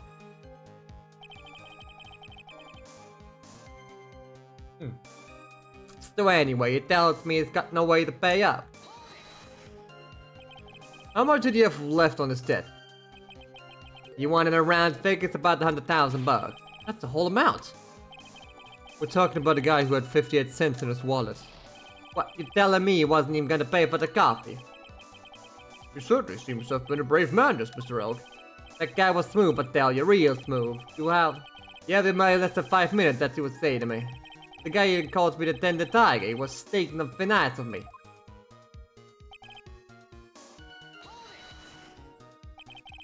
Was that because he... The guy won the lottery. Was his last chance at a big win. And you can confirm that this is the ticket in question? That's it. The Millionaire Radio Show starts at 1:30 PM and runs for 10 minutes. That fixes the time you two met with some accuracy. And the whole scene was acted out again 30 minutes later. Also, Mr. Kuda would see it. I can still see the kid's face now, I ain't never gonna forget it.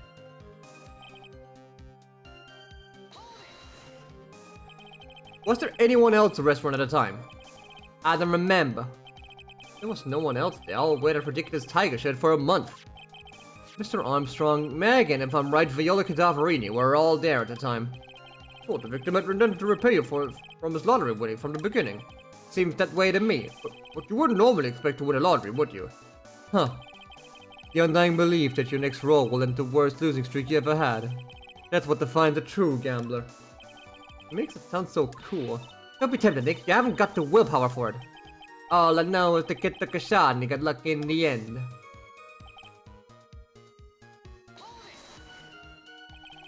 The waitress, you mean?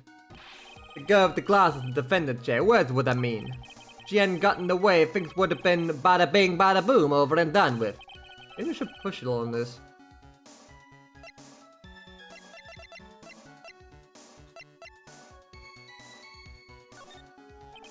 What exactly are you implying the defendant did? How about you asked Forrest about a $500,000 ticket? She wanted it so bad, she poisoned Elk's coffee. A likely theory, your word hasn't held water lately, Mr. Tigre. Let's not forget this witness was actually at the scene, Wright. The law don't exactly agree with some of the deals I sent down. I couldn't been there when the cops showed up, so I split. I see. Your Honor? The witness's last few statements are worth a good 2 cups of coffee. I concur, Mr. Godot. You will amend your testimony accordingly with this. Aha! So that's what you're after, Phoenix, right?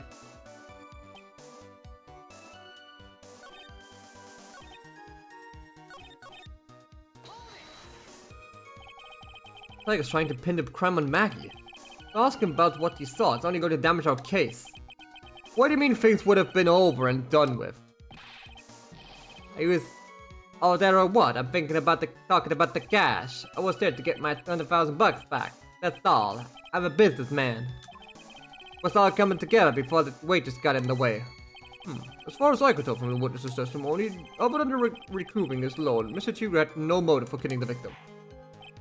Well, Mr. Wright, are you happy with the testimony, or would you like it amended? Yep. I'm not going to get anywhere with the testimony as it stands. Your Honor, the defense would like the testimony amended. Very well. Witness, you will amend your testimony to reflect your recent statements, please.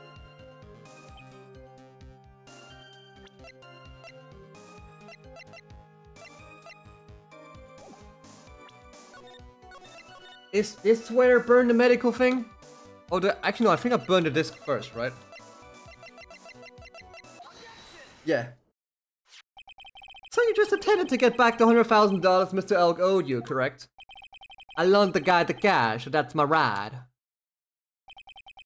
Unfortunately for Mr. Elk, I don't believe the $100,000 is what you were really after. Hey, Jason, how you doing, man? Hope you're doing well. What are you getting at, Trite? What else would a moneylender be after other than money?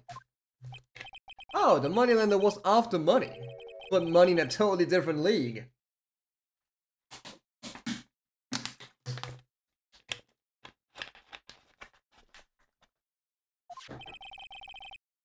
The kind of money that a single disc like this would fetch. What is that? A computer virus, Your Honor. A virus called MC Bomber. A computer virus? What do these do?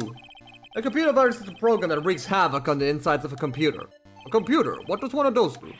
I guess the beard isn't that the only part of honor that is from the Stone Age. I'll explain it to you later, Your Honor. Right now, this is the important point. A virus like MC Bomber would be worth several $1 million in the black market. Several $1 million? Lending money with no hope of ever seeing repayment would normally be bad for business. But in this case, the very fact that Glenn Elk had no way to repay the money is crucial. What? Glenn Elk was a programmer, a highly skilled programmer. That skill was the collateral Mr. Elk put up in order to borrow the money.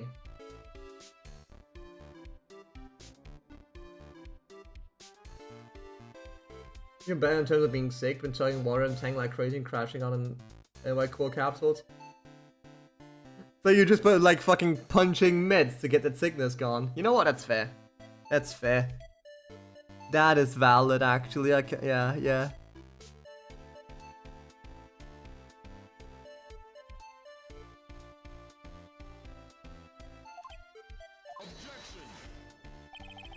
You're trying to suggest to what his motive was to get hold of that program. Exactly. Oops. The witness may have poor fashion sense, but he is by no means an idiot, right? A man like him would get his hands on $1 million without resorting to murder. Of course he could, provided that he had time. But what if he had needed the money right then? When the pressure's on, the luxury of choice tends to disappear. You seem to have a logical conclusion for this theory, Mr. Wright. Would you care to share with us? Why did Mr. Tigra need money to the tune of $1 million? In December of last year, you found yourself in need of a huge amount of money. About 6 months ago, you were involved in a traffic accident, weren't you? An accident involving a car and a scooter, in which a young woman was injured. She was taken to the hospital, where she underwent surgery. How much of this do you know? These medical papers document the treatment of the young woman in question. According to these, her operation cost $1 million. And yet when the payment was due last month, you somehow managed to pay it in full. $1 million? A preposterous sum. Someone should sue these HMOs. Well, if you knew, Judge. If you knew. You could beat the shit out of him in a couple of days by doing one alone. Yeah. Yeah, I feel that. Like, I rarely get, like, genuinely sick.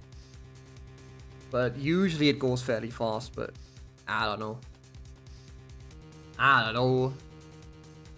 The last time I was, like, genuinely fucked was when I had COVID, but that was, like, a year ago by now, so, like, actually, no, 2 years by now. What the fuck, man?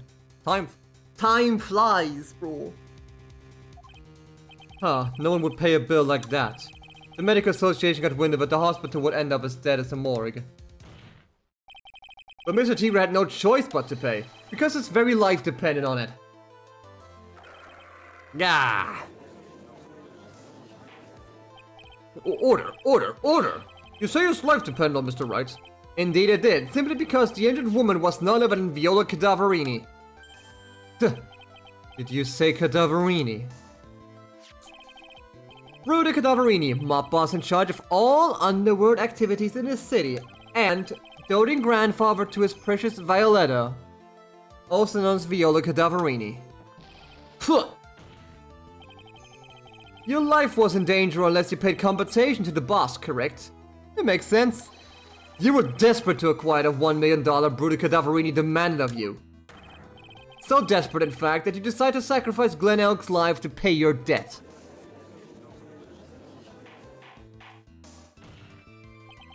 On the day of the murder, Mr. Tigre's sole intention was to get his hands on this CD.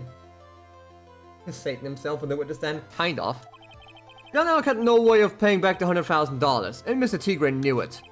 But then a miracle happened.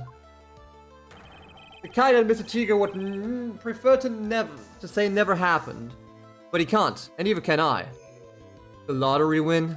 Exactly. At the 11th hour, Mr. Elk won $500,000 on the lottery, which left Mr. Tigre with no way of getting his hands on the all-important CD. At least, no legitimate way.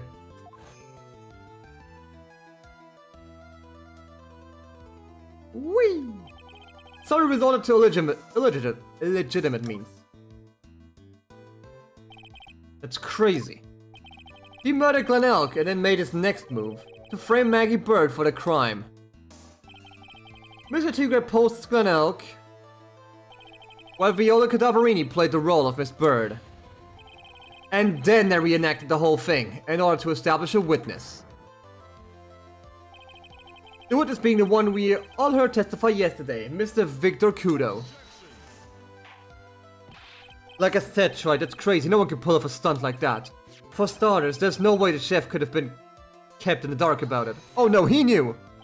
But Mr. Armstrong was in on the thing from the very beginning. Have you forgotten already, Mr. Godot? Mr. Armstrong owed the witness money too. $500,000, in fact. He had no choice but to go along with Mr. Tigre's plan.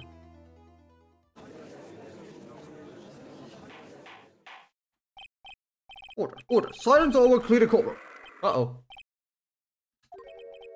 You put on a good show, Spiky. If you want to stay alive in the loan shark business, you gotta be careful. You're saying I dressed up like that kid, created a witness to frame someone. If I did something crazy like that, I'd leave a trail as bright as my shirt. I ain't dumb enough to do something sloppy like that. I agree. You do? Despite your appearance, you're very careful. That's why it took one more precaution, one more trick to make sure Mr. Bird had no way out. What? Another one, Mr. Wright. Interesting. Why don't you fill us all in, Wright?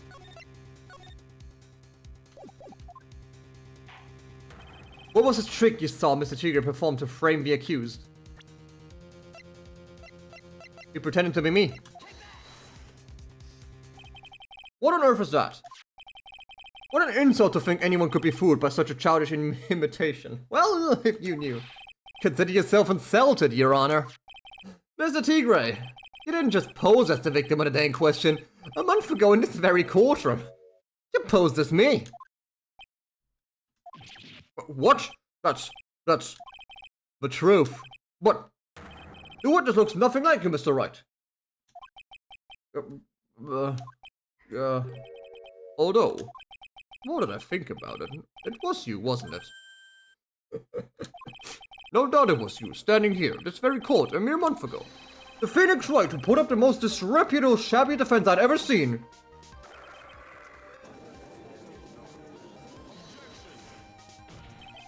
Can you prove that, Gramps? Prove your turn you representing the accused here a month ago was this man. Are you prepared to take the stand and testify that it was him? Oh.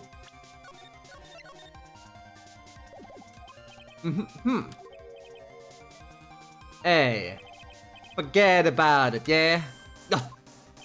I wouldn't do something like that, not me. Yeah, you made a mistake, right? It was someone else, huh? Have you no pride, sir?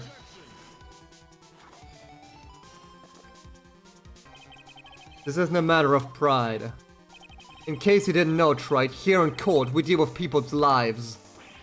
Ah. Mr. Godot was right. Your Honor? Speaking for myself, I am absolutely convinced. The attorney in question was the witness standing before me now. However, I preside over this court as the judge, with the vested power to hand down a verdict. Someone in my position cannot be swayed by a memory without evidence to support it. No!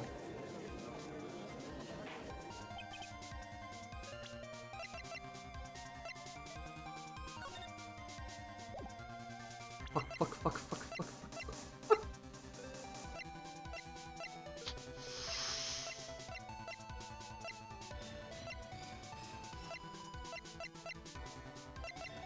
Let me see what they know for me.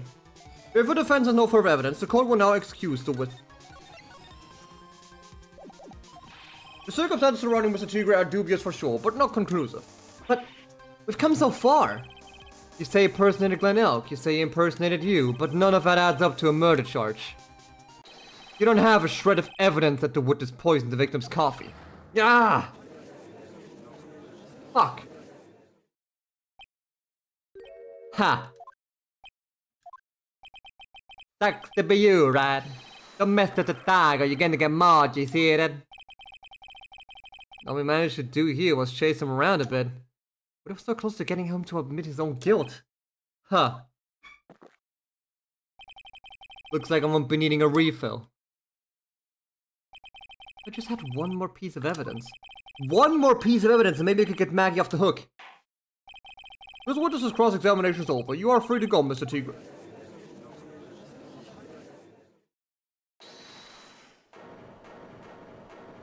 Gumshoe? Your Honor, sir? Yes! Yes! Wait! Detective Gumshoe? Detective Gumshoe? Sorry it took so long, pal. I staked everything on this. My badge, the works. So here it is. My heart's counting on this too. What is it, Detective? Is it obvious, pal? It's the final decisive piece of evidence. What?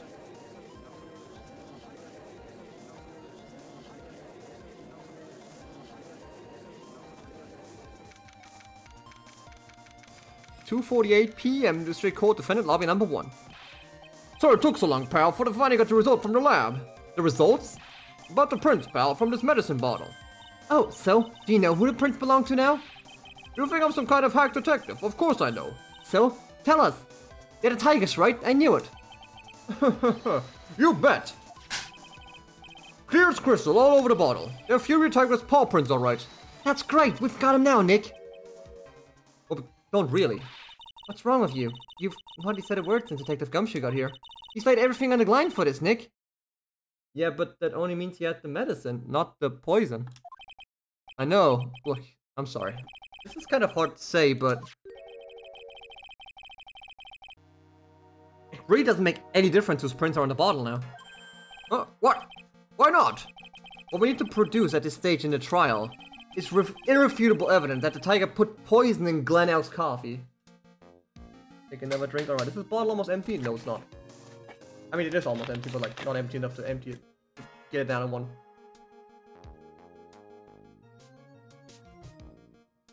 I'm talking shit, don't mind me.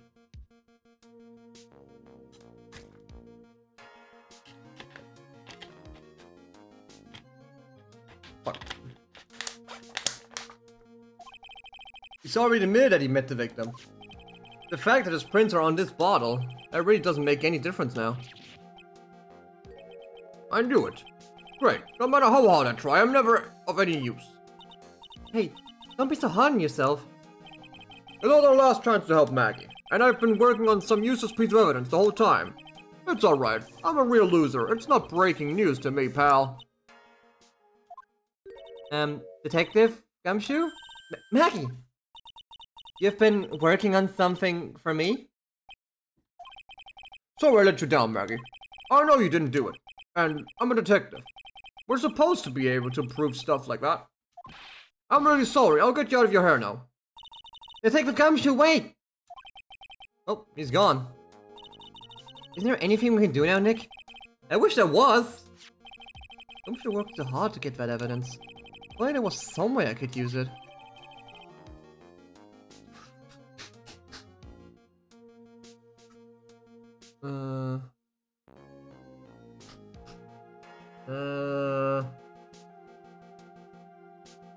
I don't have anything yet. I don't have anything yet.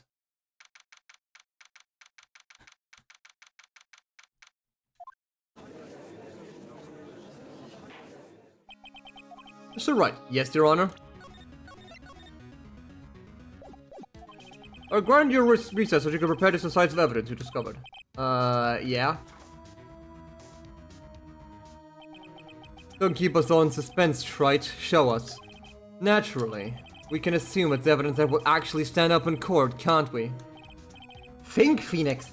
Don't let Gumshoe's heart will go to waste. How much of my time are you gonna waste? I ain't been to no court before, but you lawyers sure know how to blow things out of proportion. No doubt, given the nature of the evidence, it will speak for itself. Nevertheless, you will talk us through it, Mr. Wright. Well, I know I can't prove anything new of this evidence. I'm really backed into a corner here. But maybe if he thinks he's got me beat, should let his guard down a bit. Don't keep us waiting any longer, Mr. Wright. Present this final decisive piece of evidence to the court. This is the defense's final piece of evidence. Isn't that the victim's? Your Honor, naturally the court is already aware of the content of this bottle. However, interesting new information has come to light. We have clearly identified some fingerprints on it. Fingerprints belonging to you, Mr. Tigre. What? But, Mr. Wright, what conclusion are you hoping to draw from this new information? Everyone here knows what this bottle contains. Except one man. One person in this courtroom should theoretically be in the dark. A print on a pansy-looking bottle, is that what you're saying? Well, what the hell's in it anyway? A phony trial, a phony lawyer, and a phony clues. Everything about this case has been phony. Seems like the perfect excuse for some phony evidence. Mr. Tigre, this is the decisive piece of evidence that will prove your guilt. Why? Because it contains potassium cyanide. This bottle contains potassium cyanide. Potassium cyanide? The poison used to murder Mr. Elk, Your Honor. The victim's killer used this very bottle. Just lie to the fucker. And on this bottle, Mr. Tigre, we found your fingerprints. Well, how do you explain that? Ah, you make a good clown, you know that. What? You're never gonna get this to stick. You're just making me laugh now. You think a cheap bluff like that's gonna fool the tiger? A bluff? I can see straight through you, Phoenix, right? That ain't the bottle with the sign on. And you fucked yourself. And you fucked yourself. Oh no, this is the bottle we found traces of the poison in. Don't mess with the tiger, or you're gonna get ripped to shreds. The sign on that bottle was brown and it was made.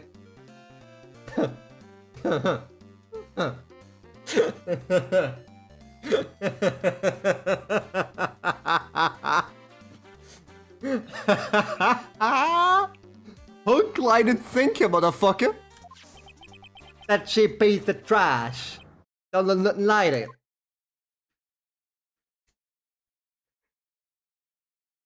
You don't know what just happened. You don't know what just happened.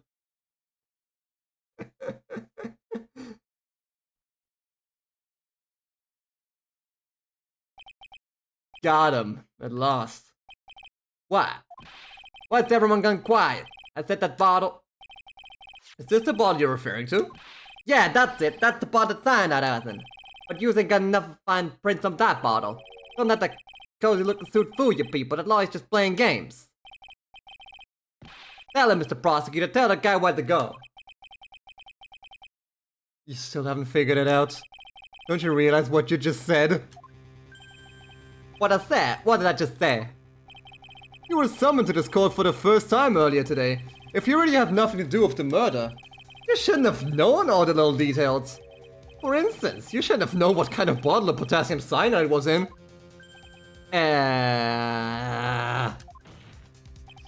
But just now you slipped up in front of every single person in this courtroom. You described the exact bottle used by the killer to hold the poison. You don't know who you're messing with. I'm the tiger. I control millions of dollars on the black market. You think I'm gonna let some jumped up suit get the better of me? Well, you just did. Sure, the last piece of evidence was phony. But that's just what you deserve. A phony trial with a phony lawyer. It was all played out by you. The biggest phony of all. Uh-oh.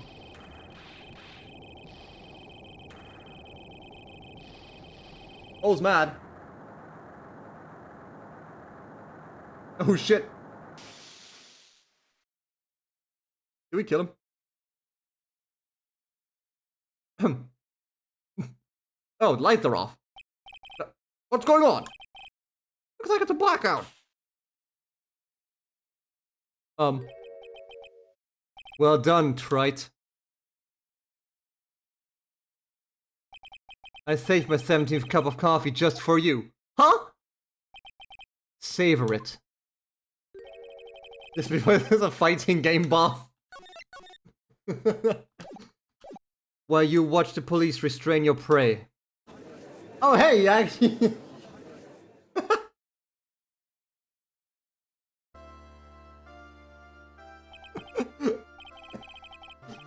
Mr. Wright, you caught a tiger by his toe, but if that's one hollers, he won't be let go. Now then, how are things going with Mr. Tigre, Mr. Godot? He's being arrested on suspicion of the murder of Glen Elk, Your Honor. Fortunately for us, we managed to rectify a very grave error. Miss Bird was found guilty in the absence of a genuine defense attorney. Yes, she was. And in the absence of genuine evidence. But the tiger made one mistake. Indeed. He very nearly got away with everything if it wasn't for that one slip of her tongue. Furia Tigre is a truly frightening criminal. Huh. The truly frightening one is that defense attorney over there. Whoa! Whoa! Well, I'm now in a position to deliver my verdict. This court finds the defendant Maggie Bird. Got him!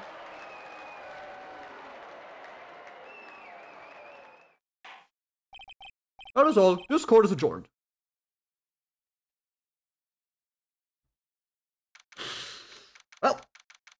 Well. Yippee! 4:10 p. Holy shit, this is late. Mr. Wright, I'm at a loss for words. Thank you, sir. Congratulations, Maggie. I was so mad when Mr. Wright landed me in all that trouble a month ago, but now I feel like I can forgive him. It wasn't me. Hey, that wasn't me, Maggie. That was the tiger. Look, Nick, in the doorway. Detective Gumshoe. Oh, guess I'll be heading off. See you around, pal. Wait!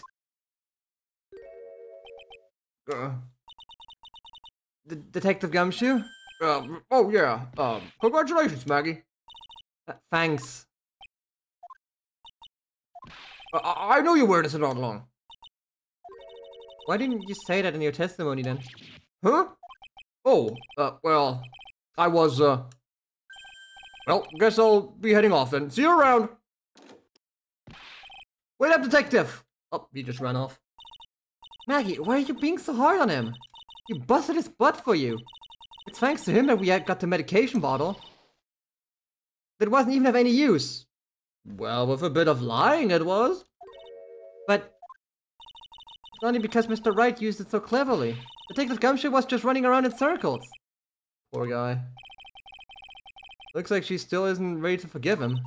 Can't you put in a good word for him, Nick? Yeah, Maya's right. I should get help Gumshoe. It's clear he needs it. Maggie? You know, Detective Gumshoe's been really worried about you for all of this. I wanted to believe that, sir. But on the first day of the trial, he practically gave the judge a free pass to lock me up. He didn't have any choice, Maggie. He's a detective. He has to report the facts. He doubted me, that's why. He thought I might have done it. Got to prove to her that Gumshoe really cares about her. I know. I'll give her a little present to celebrate her freedom. There you are. A present to celebrate your freedom. That's... Present from Detective Gumshoe. Made with a ton of love. He said you lost weight and he was worried about you. Detective Gumshoe? I actually really like weenies, you know. Did you guys hear that? I'm pretty hungry myself, you know. Yeah, the trial dragged on a bit today, didn't it? Is it okay if I eat this now? Fucking go ahead. So, how is it, Maggie? It's really good.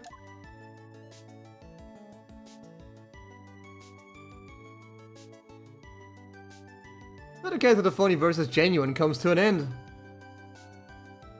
The false allegations surrounding Maggie have all been cleared up. And who knows?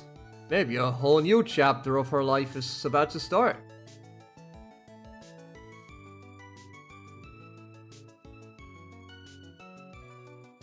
Num num num num num num. Hey, we did it, gamers.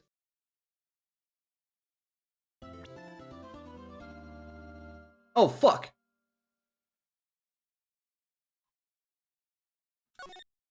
Another episode. Save. Save. Save both slots.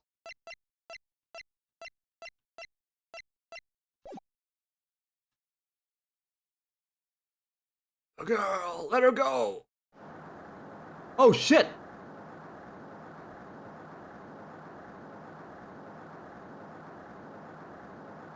Kept that 4070. Shut up! Come closer, and I'll kill her! Sorry, but you're not going to get the chance. Oh, fuck! Headshot. Holy.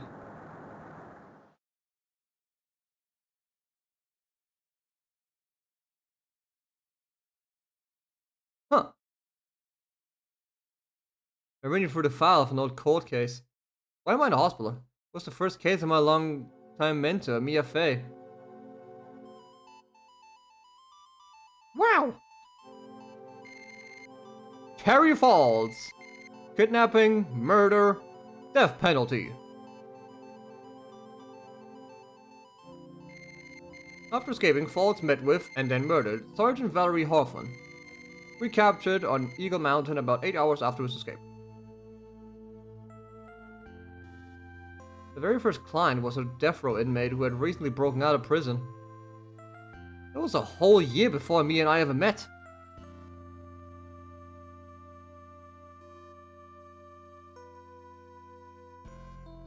"6 years earlier, Mia Fey, first trial."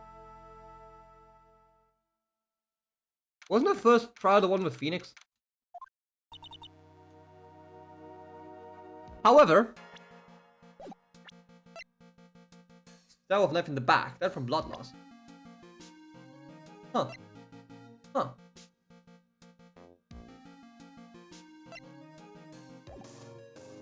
However, this is something for next time. Because that was it with Phoenix Wright for tonight. I do thank you very much for watching. We'll be back on Friday with Dread Illusion. Actually, no, the fucking ZZZ story patch came out, so I might do a short one for the ZZZ story tomorrow. Well, not a story patch, but like a character story. So we'll do like a short, like, it's probably gotta be like 1.5 hours or some shit. So we'll do that one like shortly on tomorrow. And then we'll do Dread Illusion on Friday. On a different note, I'm kind of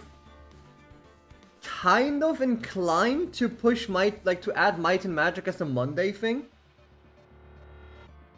But at the same time, I also actually no, you know what? Yeah, I'll put Might and Magic on a Monday thing, maybe. Maybe if Phoenix Wright is over, I'll put Monday into Wednesday, but I'll figure that out. I don't have a fixed schedule, so it's fun to just move around shit and tell things. So just be surprised, I guess. Be surprised if you see Might and Magic on Monday when I play Yakuza on Sunday, which we're gonna be back at. Anyway, that is a thing for the next couple of days. I do thank you all very much for watching, and I hope to see you all again next time. Until then, don't die. Fucking hell.